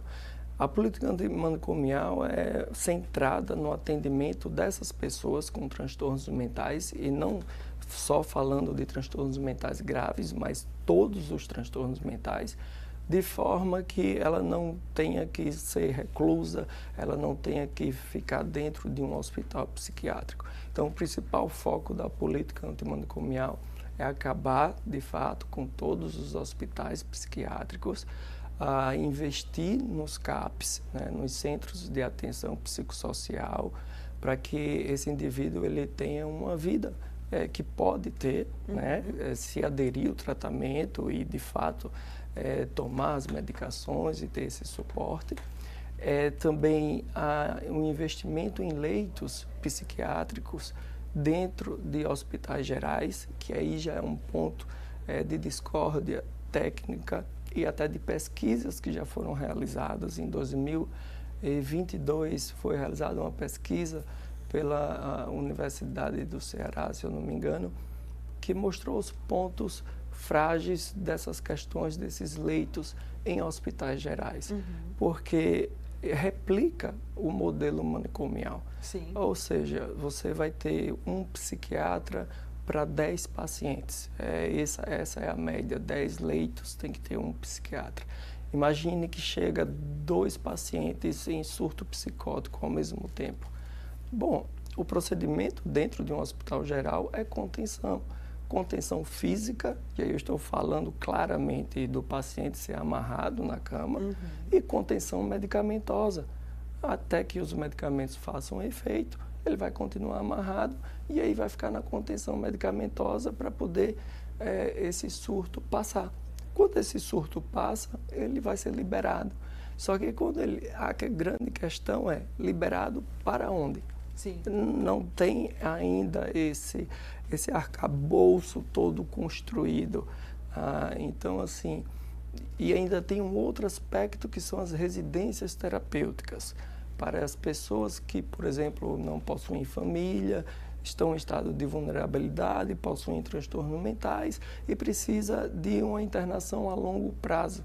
Tá? Então, estão sendo criadas residências terapêuticas que eu, particularmente, tenho muito receio dessa questão, porque eu fiz parte da implantação de comunidades terapêuticas em 2015, chegamos a 40 comunidades terapêuticas em todo o estado de Alagoas, e eu vejo que é só mudar o nome de comunidade terapêutica para residência terapêutica. E é terceirizar, na verdade, o tratamento dessas pessoas para talvez uma ONG, na maioria do caso, são ONGs, ao invés de ter, de fato, o serviço fornecido pelo Estado e pelo município. Então, essa é uma outra questão que também é um ponto de atenção. E aqui, especificamente no estado de Alagoas, nós temos um movimento de fechar o Hospital Portugal Ramalho, que hoje é uma grande referência, né, aqui no nosso estado. Exato. A referência em psiquiatria que nós temos está vinculado. E olha, eu não sou do Portugal Ramalho, eu não conheço ninguém que trabalha lá. Eu até mandei uma mensagem para eles dizendo, estou defendendo vocês, mas não sei nem quem vocês são. Mas eu queria ir e fui lá para conhecer. Portugal Ramalho também necessita de recursos. Também não é fácil eles terem os recursos necessários para poder fazer o tratamento adequado. Não estou dizendo que é perfeito, mas é o único hospital psiquiátrico do Estado, né, público, que nós temos hoje. Sim. E, tecnicamente, é inviável hoje se fechar um único hospital psiquiátrico que nós temos sem ter essa rede fortalecida. Os CAPs precisam, nós temos em torno de 65 CAPs no estado de Alagoas, deveríamos ter 85 a 90 CAPs. Então, primeiro é fortalecer os CAPs, primeiro é resolver as problemáticas, por exemplo, estruturais, que às vezes são casas adaptadas, resolver as questões contratuais dos profissionais que lá trabalham. Tenho muitos colegas psicólogos que trabalham em CAPs, às vezes muito mal remunerado, não tem condições de ter uma capacitação, um treinamento contínuo. E o principal, as famílias não são acolhidas de forma adequada. Então, elas passam também por esse problema. Então, eu acho que é isso, que é o principal foco. Não ir um de contra ao outro, ou ficar nessa briga de fecho. Todos se unirem. Exato, fazer de fato essa interlocução com os técnicos que estão na ponta, com as famílias, porque elas sabem o que elas querem e o que elas não querem, elas sabem o que elas estão passando, e principalmente com os gestores para poder alinhar essa questão e focar de fato, na base, que são os centros de atenção psicossocial, que precisam de mais atenção, por incrível que pareça. E é isso. Então, a gente fica nesse debate que muitas vezes vai para o campo do papel, do que está escrito lá. Então, parece que estamos atirando para todos os lados. Sabe? Agora a gente quer CAPs funcionando 24 horas, com profissionais de ponta, quer leitos psiquiátricos em hospitais gerais, que já falei tecnicamente e através dos estudos mostra que não é viável, quer fechar o Portugal Ramalho, quer trazer mais residências terapêuticas, que é um ponto preocupante da parte da gestão pública que eu estou falando. Então, assim, está sendo atirado para todo que é lado, sem ter um foco. E isso é o grande problema hoje da saúde mental, e as famílias estão aí, sofrendo e assistindo. E olha só, gente, uma audiência pública que vai ser realizada na Câmara de Vereadores aqui de Maceió vai debater a internação compulsória de dependentes químicos. A gente trouxe esse debate também aqui para o Jornal da Mix e a gente vai saber mais detalhes agora. É uma internação, ou seja, um tratamento em que o dependente químico será obrigado a se submeter contra a sua própria vontade. Qual é a perspectiva em torno dessa discussão lá na Câmara? Nós iremos realizar uma audiência pública na segunda-feira, dia 5 de maio, às 14 horas, gerando uma discussão ampla, né, com a sociedade civil, com representantes de diversos órgãos públicos, Secretaria de Saúde, Secretaria de Assistência Social, Secretaria de Segurança Pública do Estado, entidades privadas, né, rede hoteleira, comerciantes, moradores da nossa cidade, para que a gente possa, então, de forma ampla e heterogênea, discutir esse tema tão complexo, que é a dependência química e as chamadas cracolândias, né, que se espalharam em toda a cidade.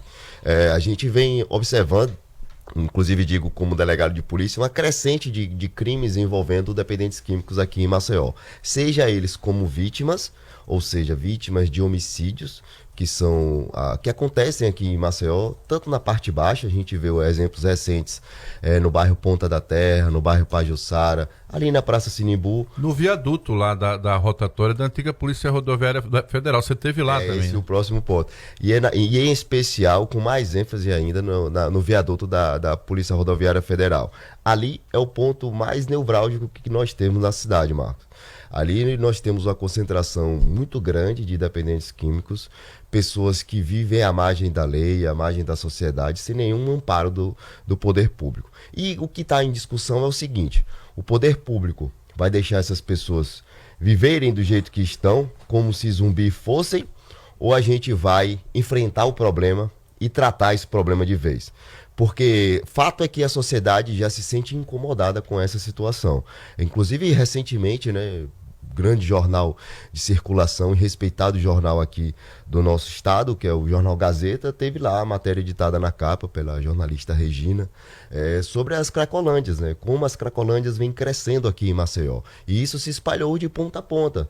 Nós temos lá na cidade universitária, nós temos no Feitosa, Pajuçara, até na Ponta Verde agora temos cracolândias, no entorno do mercado da produção, no Feitosa. Então, assim, é algo que a gente precisa enfrentar. Senão Maceió vai virar uma grande cracolândia como temos hoje em São Paulo. Esse assunto, pode falar, Thaís, por favor. Eu tenho uma curiosidade em relação à internação compulsória no que diz a lei sobre isso. É preciso autorização judicial? É preciso que o dependente químico ele esteja em crise para que ele possa ser levado compulsoriamente? Há um entendimento de que preferencialmente deve-se fazer o tratamento ambulatorial, ou seja, sem internação do paciente. Mas a legislação federal, sim, permite a internação compulsória em casos em que o dependente químico põe em risco a sua própria integridade física, a integridade física de terceiros ou a coletividade. E é justamente nesse cenário que se encontra uma grande parte de dependentes químicos que estão em situação de rua. Pra você ter ideia, de acordo com dados levantados pelo consultório de rua, que atende justamente essa população, Maceió tem 3.700 pessoas em situação de rua. Parte desses 3.700 são dependentes químicos. Outras partes não. Outra parte não. É pessoas em vulnerabilidade social, que é um outro problema que não diz respeito à internação. A internação, especialmente em relação àquelas pessoas que estão vivendo com a drogadição muito elevada, ou seja, fora de si, incapaz de tomar decisões, e que, em situação de rua estando, dificulta muito o tratamento, porque ele já não tem mais vínculo com a família. Então não há como nem imaginar que a família vai lá levá-lo para a internação. Então cabe ao poder público agir. Não há como cruzar os braços e entender que o correto é deixá-lo do jeito que estão, né, vivendo como zumbis, né, na verdade. A gente tem muita pena e se trata inclusive de um tema de dignidade da pessoa humana, de saúde pública. Não há como imaginar que hoje uma sociedade tem tanto cuidado e zelo com animais, na verdade, até animais de rua, eu digo, muitas vezes até um cachorro ali abandonado, toda a sociedade se comove para cuidar daquele cachorro, para aquele cachorro ir para um abrigo, enquanto que a gente está vendo seres humanos em intensa drogadição e ninguém quer fazer nada. Pois é, quando eu aprendi sobre a internação compulsória, delegado, eu aprendi que no caso sem ser pessoas em situação de rua, a família procura o judiciário e a partir daquela decisão, né, por comum acordo ali de quem é responsável por aquela pessoa, toma essa atitude. No caso de quem está em situação de rua, quem é que, dentro do que o senhor está propondo em termos de discussão, quem é a figura jurídica que vai representar esse dependente químico? Perfeito. O intuito é justamente legislar no âmbito local e criar um fluxo, um protocolo de atendimento. Né? Qual é a ideia? Fazer com que uma equipe multidisciplinar da prefeitura, formada aí por psicólogos, assistentes sociais, médico, psiquiatra, analise individualmente, caso a caso, qual a situação daquele dependente químico. Olha, esse dependente químico aqui, ele não está em situação tão crítica, ele é possível um tratamento ambulatorial. Em outros casos, há a possibilidade de internação voluntária, ou seja, consegue as pessoas ali envolvidas, os profissionais envolvidos, convencê-lo de que é importante internar. Outros casos, vai ser possível reinseri-lo no seio da família, e aí a assistência social tem uma importância preponderante. Mas em outros casos, Marcos, e eu digo aqui, são vários casos, as pessoas não têm vínculo algum com os familiares, muitos deles inclusive são oriundos de outros estados. Isso. E estão em drogadição e eles não têm como tomar essa decisão, porque eu já conversei com várias vezes com essas pessoas e acho que muitos ouvintes aqui também já conversaram assim com pessoas que veem que eles estão fora de si. Então como é que aquela pessoa vai tomar uma decisão tão importante em sua vida que é se submeter à internação? Pois é, eu participei de uma operação, quando o crack chegou aqui há algum tempo atrás, a Luiz Helena até era senadora nessa época, a gente fez uma matéria muito grande sobre a chegada do crack, porque já estava... você usou até uma palavra que eu usei na matéria da época. Esses zumbis, durante dia, noite, andando para lá e para cá, e sempre atrás só de algo para comprar a própria droga, né? E o que é que a gente descobria? É que, de fato, essa ausência total de referência que eles têm, fazem eles ter contato apenas com o traficante propriamente dito, né? Que quando não os matam, por conta das dívidas, né, que eles geram, espancam, obrigam eles a mudarem de área, né? Isso normalmente acontece também de um modo geral. E aí, o que é que a gente já descobria naquela época? Era a falta de entidades para fazer esse acolhimento. Talvez você se depare um pouco com essa realidade. O senhor já conhece como seria essa estrutura para o atendimento? A gente tem condições de fazer esse abrigo? Hoje temos que ampliar, isso é fato. Já visitei diversas entidades que fazem esse tipo de atendimento, tanto comunidades terapêuticas, onde ocorre a internação voluntária, como também clínicas de reabilitação. Que é o CAPS, não? Não, a clínica de reabilitação como a gente conhece. Exatamente. Já é o terceiro setor, né, que são entidades que recebem esses pacientes encaminhados pelo poder público e custeados pelo poder público ou pelos próprios familiares dessas pessoas. Fato é que nós precisamos ampliar essa rede de acolhimento, essa rede de abrigamento e tratamento, porque hoje Maceió não tem a capacidade suficiente. E a partir da nossa legislação, a gente vai buscar justamente verba pública em Brasília para que a gente possa ampliar essa rede de atendimento aqui em Maceió. Só a partir daí que a gente vai ter mais musculatura para absorver essa população. Fato aqui, como você estava falando, Marcos, é um problema de saúde pública que está repercutindo na segurança pública. Inclusive, recentemente tivemos um caso de grande repercussão, que foi um casal que cometeu um arrombamento numa galeria ali no bairro Ponta Verde. Teve imagens repercutindo. Isso, design. E é justamente o que você estava retratando. Inclusive, nós fizemos a prisão daquele casal e, interrogando eles, a gente detectou que eles arrombaram aquele comércio justamente para pagar uma dívida de R$2.000 a um traficante ali da região. Porque ele sabe que se não pagasse aquela dívida, ele iria ser assassinado. Então, assim, veja como é tudo interligado. É uma né? cadeia, né? É uma coisa leva a outra e o efeito dominó faz com que esses moradores de rua, dependentes químicos, entrem na criminalidade e continuem a financiar o tráfico. Agora, uma preocupação é a recorrência. E é o que vem sendo abordado, inclusive, pela sociedade civil, no que diz respeito a essas pessoas cometem delitos, arrombam galerias, arrombam lojas, pegam o que puderem ali para financiar a droga ou para pagar a dívida, vão para a cadeia no outro dia, depois saem, estão nas ruas de novo. Então, de que forma olhar para essa recorrência e para essa situação em que a polícia prende e depois as pessoas são soltas? É exatamente nesse ponto, Thaís, que a internação se torna ainda mais necessária e importante. Veja bem, em caso de não manutenção da prisão daquele sujeito, ou seja, o indivíduo foi pego cometendo um arrombamento, foi preso em flagrante pela polícia, e aí o juiz avalia, olha, não é caso de manter esse cidadão aqui preso, eu vou soltá-lo. Hoje, ele vai para a rua com um papel na mão, com medidas cautelares que ele tem que cumprir. Evidentemente, o indivíduo não tem nem o documento no bolso, avalie cumprir medida cautelar emitida pelo Poder Judiciário. Então o que acontece? Ele volta para a drogadição e vai cometer novos arrombamentos, continuando esse ciclo vicioso. Qual é a possibilidade? E é o que nós estamos prevendo na nossa legislação. Que com a soltura, o juiz possa encaminhar ao procedimento, né, ao protocolo de atendimento de internação voluntária da prefeitura. Já na audiência de custódia, já faz esse direcionamento. E então, aí o fluxo seria já a partir dessa decisão. Exatamente. E aí ele não ficaria, mais uma vez, de volta às ruas. Ele já sairia ali da audiência de custódia para a unidade de internação e aí ele iniciaria o tratamento. Ah, mas significa dizer que todos que vão para a internação vão sair perfeitos? Não, de forma alguma. Não vão, não. É um problema complexo. Ele exige, portanto, soluções complexas, né? A gente precisa justamente trabalhar também o pós-internação. A pós-internação... A reinserção dele na própria sociedade. Exatamente. Reinserção no seio da família, às vezes promover a volta desse cidadão para o seu estado de origem, né, para que eles encontrem a família mais uma vez e tenha essa continuidade de vida. O que não dá é para ele voltar para o mesmo ambiente. Se ele voltar para o mesmo ambiente, a probabilidade de ele voltar para a drogadição é muito elevada, de fato. Vamos para mais um rápido intervalo. Daqui a pouquinho a gente volta falando sobre saúde. Eu volto já.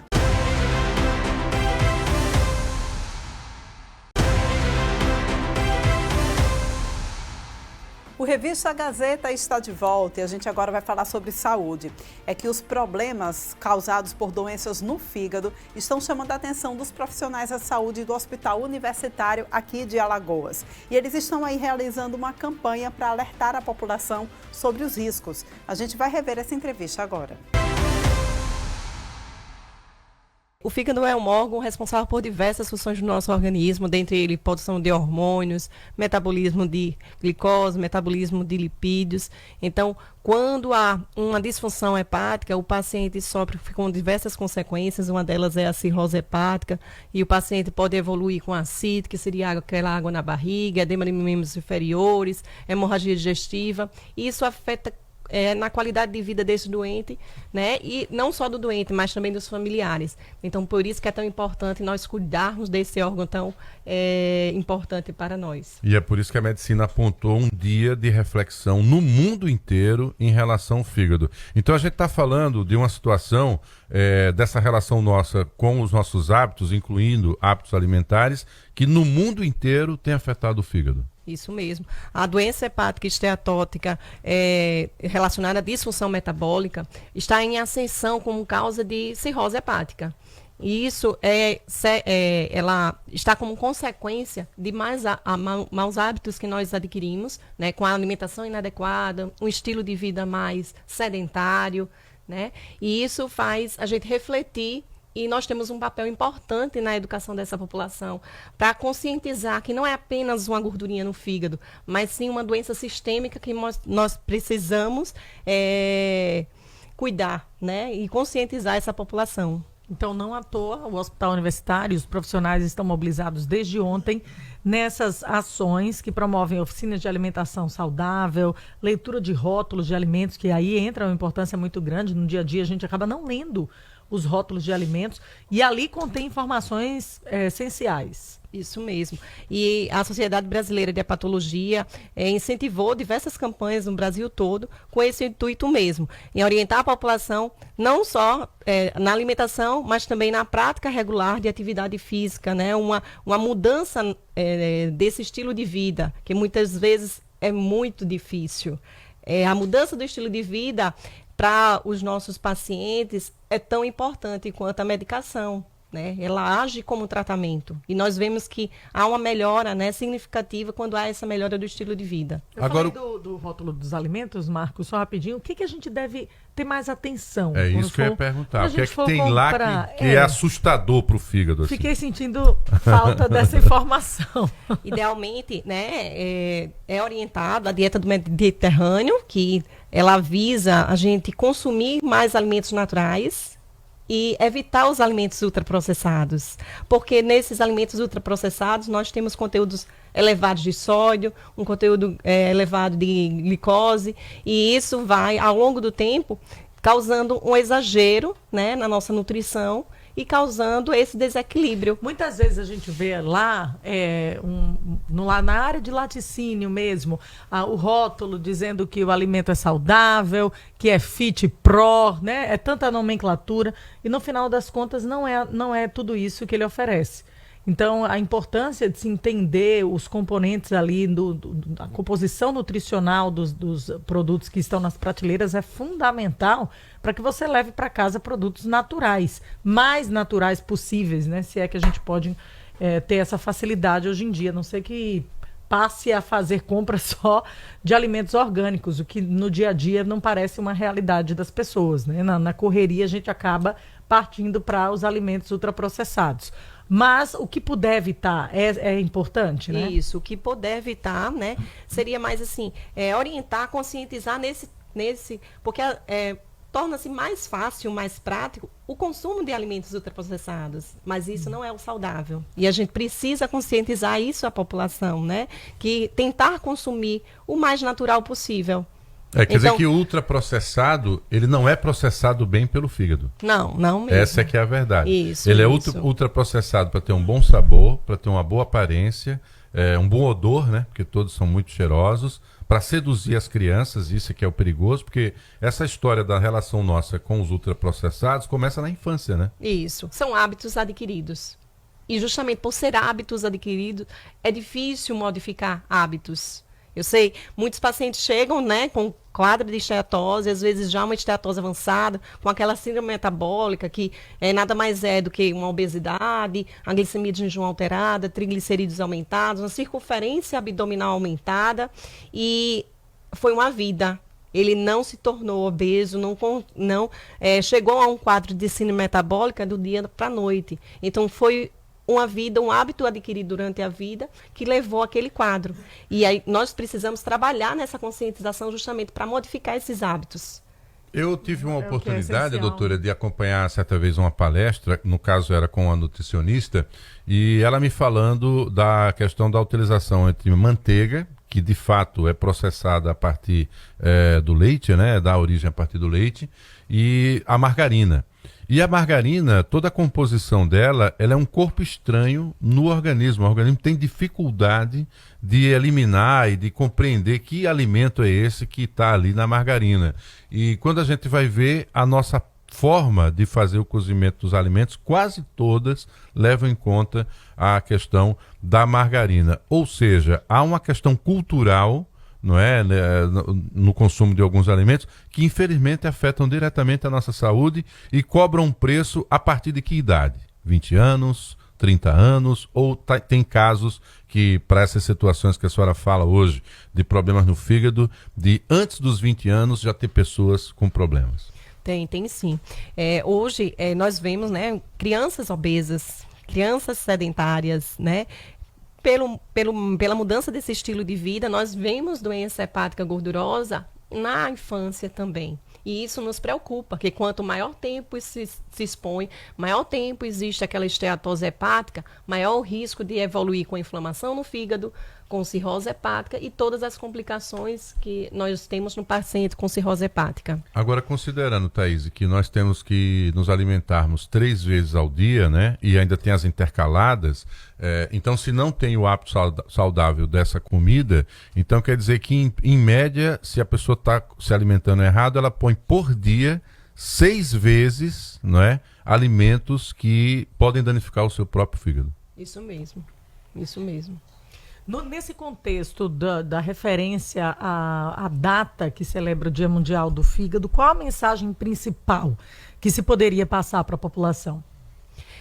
Que essa esteatose não é uma doença, não é apenas uma gordurinha no fígado, que nós precisamos de estar atento a ela. Não é só o hepatologista que vai encontrar um paciente com risco de esteatose hepática. Lembrando que, como eu falei, é um quadro que envolve uma síndrome metabólica. Essa síndrome metabólica chega para o cardiologista, chega para o clínico, chega para qualquer profissional de saúde. Todos nós precisamos estar atentos para acolher o paciente e explicar, né, o quão equivocada às vezes está aquela alimentação do paciente, o quão equivocado está o estilo de vida daquele doente. E uma outra dúvida, é possível reverter doenças hepáticas apenas com mudanças de hábitos, na alimentação? Sim, é possível, sim. Já tem muito documentado que quando perde 5% do peso, seja por uma mudança da alimentação, seja com a prática de atividade física regular, já há uma diminuição dessa esteatose hepática. Quando perde 7%, há uma diminuição dessa inflamação hepática. E quando perde-se em torno de 10% do peso corporal, há estudos que comprovam que já houve redução desse grau de fibrose hepática. Então, por isso que é tão importante nós estarmos aqui frisando e orientando a população quanto a essa necessidade de mudança de hábitos. E é impressionante, né? O fígado reage positivamente a essa mudança e essa incrível capacidade dele dar a volta por cima, o que é fundamental. Só para concluir, doutora Ariana, quais exames detectam se a pessoa tem esteatose, popularmente conhecida como gordura no fígado? Olha, a partir do exame clínico, nós podemos identificar aqueles pacientes que têm risco de esteatose hepática, que é aquele paciente diabético, aquele paciente que tem obesidade, principalmente uma obesidade mais central, paciente com dislipidemia, hipertensão, paciente que tem um triglicerídeo aumentado. Então, esses pacientes, eles estão sobre o risco de ter uma gordura no fígado, que é a esteatose hepática. Então, a partir daí, realização do exame que se chama ultrassom, que é disponível para a população, né? E a partir daí, quando se identifica essa esteatose hepática, nós encaminharmos para os profissionais para essa orientação adequada. E pelo que você me explica, também de forma multidisciplinar, né? Isso, nós não estamos só, né? Lembrando que a síndrome metabólica, o paciente com síndrome metabólica tem alto risco cardiovascular. Esse alto risco cardiovascular, nós sabemos que as doenças cardiovasculares são as que mais matam hoje em dia. Então, eu não vou estar sozinha, eu preciso de um endócrino, eu preciso de um nutricionista, eu preciso de um educador físico, porque nós sabemos que muito, né, anteriormente, a população ela não tinha essa ideia de o quão seria interessante, o quão é importante a prática regular de atividade física. Vamos agora falar sobre música. Olha só, um festival de música que vai acontecer aqui em Maceió vai ter parte da sua renda toda convertida para a Pala e também para a Associação dos Hemofílicos. Vamos saber um pouco mais? A gente revê. Então, eu já estou trabalhando com produção musical, né, há uns anos, e o Live Aid marcou muito porque eu tinha 15 anos na época e foi um start, assim, para música para mim. E aí eu sempre vinha pensando em fazer, né, eu achei esse ano o ano ideal porque está fazendo 40 anos que aconteceu o Live Aid, aí eu quero trazer a cena para Alagoas, sendo representada pelos principais músicos alagoanos. E também não podemos ser diferente do propósito que é ajudar as pessoas. Então, o Live Aid Tributo também tem uma ação solidária. Esse é o foco, né? O foco é de solidariedade. E aí parte da renda do evento vai ser destinada para a Pala e para a Associação dos Hemofílicos de Alagoas. Então, a gente vai fazer o Live Aid de Alagoas nos mesmos moldes do que aconteceu na Inglaterra e na Filadélfia em 1985. Os músicos alagoanos vão representar os músicos famosos da época, Queen, Dire Straits, Led Zeppelin. Então, todos esses músicos serão representados pelos músicos alagoanos. E também vamos fazer a finalização do evento do mesmo jeito que foi feito em 1985, com os músicos fazendo a música We Are The World. Cada músico alagoano representando um artista da época. Tina Turner, Cyndi Lauper, Bob Dylan, Lionel Richie. Quantas pessoas, quantos músicos você está mobilizando para esse festival? Mais de 30 músicos. O evento vai acontecer no Lord Nelson, né, no dia 13 de julho, é um domingo, a partir das 15 horas, porque teria que ser um dia onde os músicos estão de folga para poder participar do evento, porque durante o final de semana eles estão tocando, estão trabalhando, e é uma forma também da gente fazer uma interação entre os músicos, né, que é muito corrido, ninguém tem tempo, e eles vão ter um dia onde eles vão se divertir e também contribuir com uma causa muito bonita. É uma responsabilidade grande produzir uma edição de um festival que é conhecido mundialmente e lembrado por gerações. Então, como é que você tem se preparado? Já começa um desafio ter que reunir tantos músicos assim num dia só. Então, eu acredito que você tem que se desdobrar realmente pela data já, para conseguir reunir tantos talentos num dia só. Mas entre todos os desafios da produção, o que você considera que é o mais desafiador realmente para tirar esse festival do papel e do planejamento e fazer acontecer? Bom, primeiro a gente é uma equipe, né? Apesar de eu ser idealizador, estar à frente do projeto, mas a gente tem uma equipe, tem um diretor artístico, musical, que é o Tiago Godoy, tem o Natan, da musicalidade do Natan, tem uma moça que faz essa parte de marketing e edição de gravações, que é a Ingrid, da Enviato, e tem uma pessoa, um representante do interior, que é o Diego, que é do Oxente Rock. Como eu tenho um estúdio de ensaios e gravações, fica mais fácil, porque a gente sai lá em casa. Agora, o mais desafiador mesmo vai ser reproduzir o clipe do We Are The World, porque a gente vai se trancar lá no Lord Nelson e só vai sair de lá com o clipe pronto, como foi no passado. A ideia é reproduzir algo realmente que seja inspirado no clipe, que respeite tudo que foi feito lá atrás, ou com alguma característica nossa aqui, dentro do que vocês têm de memória do clipe We Are The World? Nenhuma. A gente quer reproduzir igual. Quer reproduzir igual. Até o setlist das músicas. As músicas que o Queen fez, as mesmas. Que o Dire Straits fez, as mesmas. Madonna, tudo igual. U2. Então a gente vai reproduzir do mesmo jeito que foi feito. O festival vai seguir a mesma sequência, com as mesmas músicas, sendo representado pelos artistas lagoanos. Então, quem conhece, quem já tem aí na lembrança os músicos do festival, tradicional festival Live Aid aí, que marcou realmente muita gente, eu lembro aqui, é de emocionar, né? E a causa que realmente mobiliza os músicos é que é fantástica. E aqui a renda será toda revertida para as ONGs Apala e a Associação dos Hemofílicos. Então, eu gostaria, Ramiro, que você fizesse um convite, falasse da importância de um evento como esse aqui para Alagoas e chamasse as pessoas. A palavra aí final é sua. Tá certo.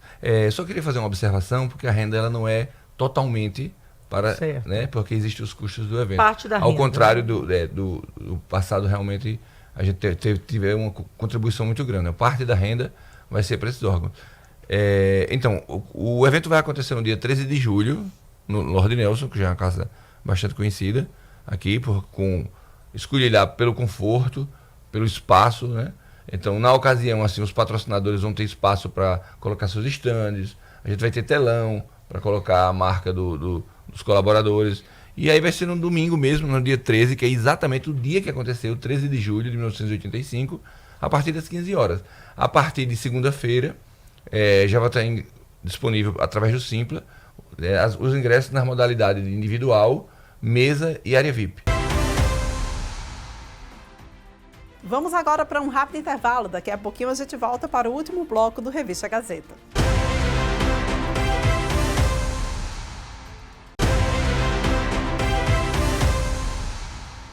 E o Revista Gazeta chega ao seu último bloco. E olha, a gente vai rever agora uma entrevista com um advogado eleitoral que explicou para a gente o que diz a legislação quando um vereador é afastado da Câmara Municipal. A gente vai saber. Houve até notícia que o Caio tinha ingressado, né, protocolado um documento. Eu acho até extravagante esse documento, porque na verdade a Câmara ela tem essa obrigação de convocar o suplente para que ele assuma o cargo. A lei orgânica do município e também o regimento interno da Câmara, ele prevê essa substituição em caso de afastamento, né?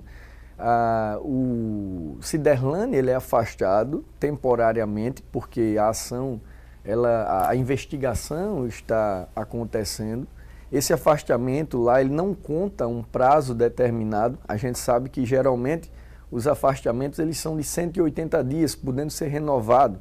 Mas já há várias decisões, assim, a nível de Brasil, né, de juízes que determinam um afastamento sem especificar a data.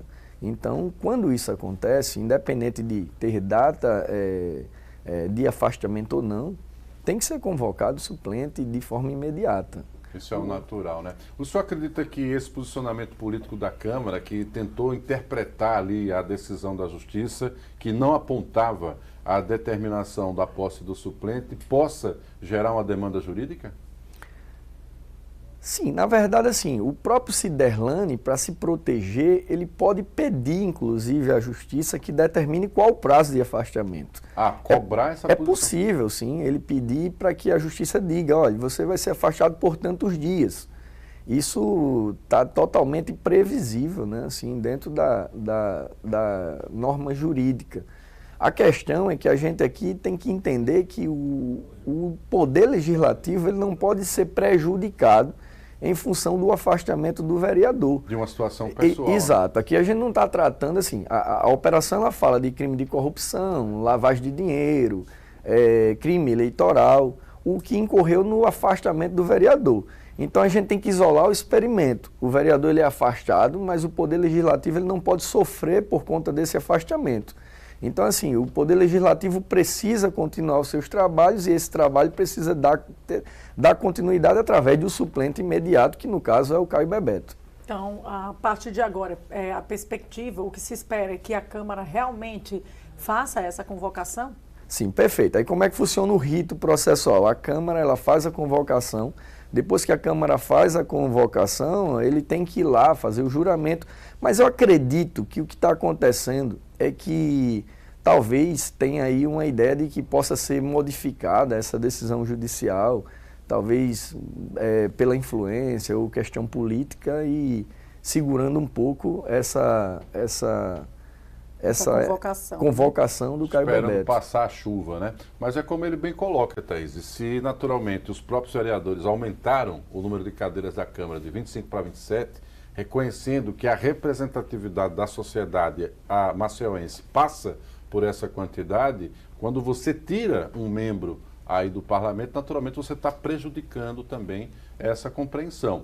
E a partir do momento que existe um primeiro suplente da mesma coligação, diga-se de passagem, do ponto de vista político, não teria prejuízo, por exemplo, para a própria base do prefeito JHC. Então, é uma compreensão política que tenta extrapolar o que diz o próprio jurídico dessa história também, né, doutor? Sim, inclusive, assim, já é previsto, né, na norma eleitoral que os eleitos, eles têm ali os seus suplentes, seus primeiros suplentes, segundos suplentes, então é normal que a gente entenda que, no caso de um afastamento, esse suplente ele assuma de forma imediata. O que a gente está vendo, na verdade, eu vou expressar aqui uma opinião jurídica. Eu acho que talvez a ideia de que, tipo, ó, talvez a gente consiga derrubar essa decisão aqui em tantos dias, então vamos dar uma segurada para que possa, de repente, ver aí novos ares. Mas, assim, a lei é muito clara com relação a isso, eu falo sem 1% de dúvida. O afastamento, independente de ser temporário ou definitivo, o suplente deve assumir. De imediato. Já temos aí alguns dias, né, sem essa decisão, sem essa convocação ter sido feita pela própria Câmara. Então, digamos que haja a convocação agora, já que houve esse documento protocolado pelo próprio suplente Caio Bebeto, a Câmara hoje tome esse posicionamento e o vereador Ciderlane consiga, a sua defesa consiga revogar esse afastamento em 2 ou 3 dias, ou ainda essa semana. Vamos criar essa situação aqui. A volta do Ciderlane seria imediata também? A partir do momento que sair essa decisão dizendo, revogando... Porque seria caráter liminar, né? Não é seria caráter mérito, liminar. Sim. A grande verdade é que, assim, decisão judicial é para ser cumprida, né? A decisão, inclusive, retornando Ciderlane ao cargo, ela deve também ser cumprida de forma imediata. A gente tem que entender que existem duas formas de um vereador ser afastado, temporariamente ou definitivamente de um cargo. Um é no processo interno na Câmara, outro é por decisão judicial. E decisão judicial, repito, ela deve ser cumprida sem questionamentos. Tanto é que quando um vereador, ele é, por exemplo, condenado e não cabe mais recurso e ele perde o mandato de forma definitiva, a Câmara, ela não reúne os seus membros para julgar o mérito, ela apenas cumpre a decisão judicial. E olha, tá chegando o Dia das Mães e o Procon Alagoas realizou uma pesquisa de preços a respeito dos itens que são mais procurados pelos filhos para presentear as mães. E a gente vai saber agora como que a gente deve, então, denunciar alguma prática abusiva. Vamos rever essa entrevista. Importante a gente sempre colaborar e ajudar o consumidor, principalmente nessas datas, porque com certeza eles já estão vindo há dias fazendo essa pesquisa e agora até o Dia das Mães vai aumentar bastante. Então o Procon teve esse cuidado, essa atenção de fazer esse levantamento, essa pesquisa com vários itens e estabelecimento para ajudar, né, o filho ou a filha a fazer uma boa compra. Quais os itens que têm o maior foco nesse período de variação de preço? Se é que a gente Nós pode observamos que mencionar. roupas, né, eletrodomésticos, celulares, os filhos normalmente procuram muito. E também questão de perfumaria. É bem relativo.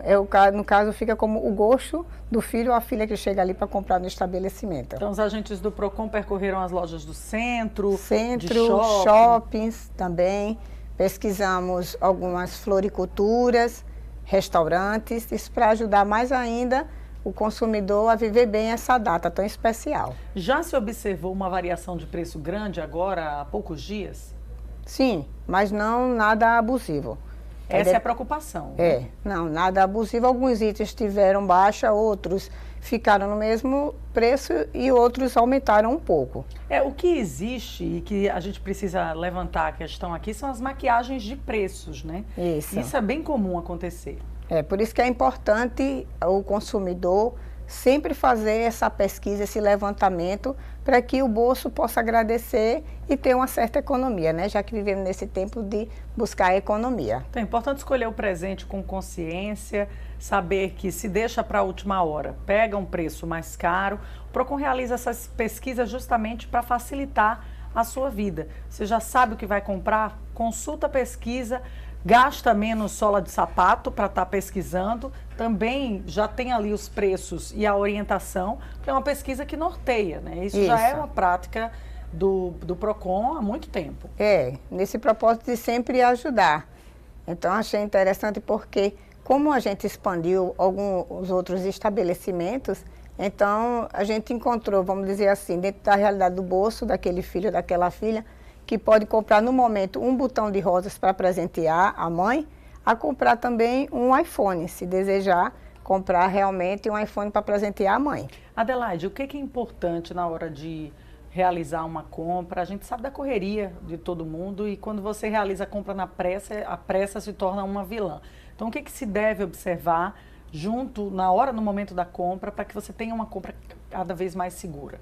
A primeira coisa é ao comprar, né, solicitar, que é o direito do consumidor, a nota fiscal, ver a política de troca, né, e daí deixa o consumidor mais resguardado, porque qualquer coisa que venha acontecer do produto vir com vício ou algum defeito, tem como ele chegar na loja e resolver a situação dele. Compras pela internet, a preocupação deve ser ainda maior, né? O cuidado deve ser ainda maior. Isso, até mesmo porque sempre tem acontecido muitos golpes, né, através da internet. Então, o primeiro caso é ver se o CNPJ daquela empresa realmente é fidedigna, que se é séria, para poder aí comprar e não ter problema nenhum, principalmente se já tem um costume de comprar naquela plataforma, então permanece comprando naquela plataforma e também tendo esse cuidado, lembrando que ao comprar, caso venha com algum problema, tem até 7 dias para fazer a desistência da compra. O produto precisa vir com algum defeito para a gente ter esse direito de devolver em até 7 dias? Não precisa ter não. De repente comprou, chegou, viu, não gostou, já tem a liberdade de não querer ficar com o produto. Diferente de uma compra presencial. Isso, a presencial tem que ter muito cuidado, porque quando chegar lá, você vai escolher bem consciente, que depois que sair da loja, que se não tiver visto, então não pode fazer a troca. Então, o PROCON já está com essa pesquisa do Dia das Mães, a partir de quando o público já pode conferir? Já pode acessar desde ontem à tarde, já estava disponível. Então já está disponível o site procon.al.gov.br. Isso. Entra lá no site, acessa todos os itens, todas as lojas, os locais visitados. Você tem uma noção ali da variação de preços e a gente se cercar de todos os cuidados nesse momento, que é um momento muito especial para esse momento não virar uma dor de cabeça. A gente sabe quanto é complicado. São muitos casos que chegam ao PROCON. Isso. E é importante, sempre a gente orienta. Compre com consciência, escolha bem e viva essa data bem marcante e alegre. Orientação geral, palavra final é sua, Adelaide. Sempre consumidor, ao você comprar o produto que você deseja para presentear a sua mãe, tenha cuidado com as seguintes questões. A nota fiscal ou cupom fiscal, vê a política de troca e sempre ter essa consciência. O que for melhor para o seu bolso, você compra. Agora, dentro dessas duas observações. Nota fiscal ou cupom fiscal e a política de troca para não ter dor de cabeça. Aí. E o Revista Gazeta vai ficando por aqui, mas a gente volta no próximo sábado. Você pode rever essa e outras entrevistas também no nosso canal do YouTube. Até a semana que vem.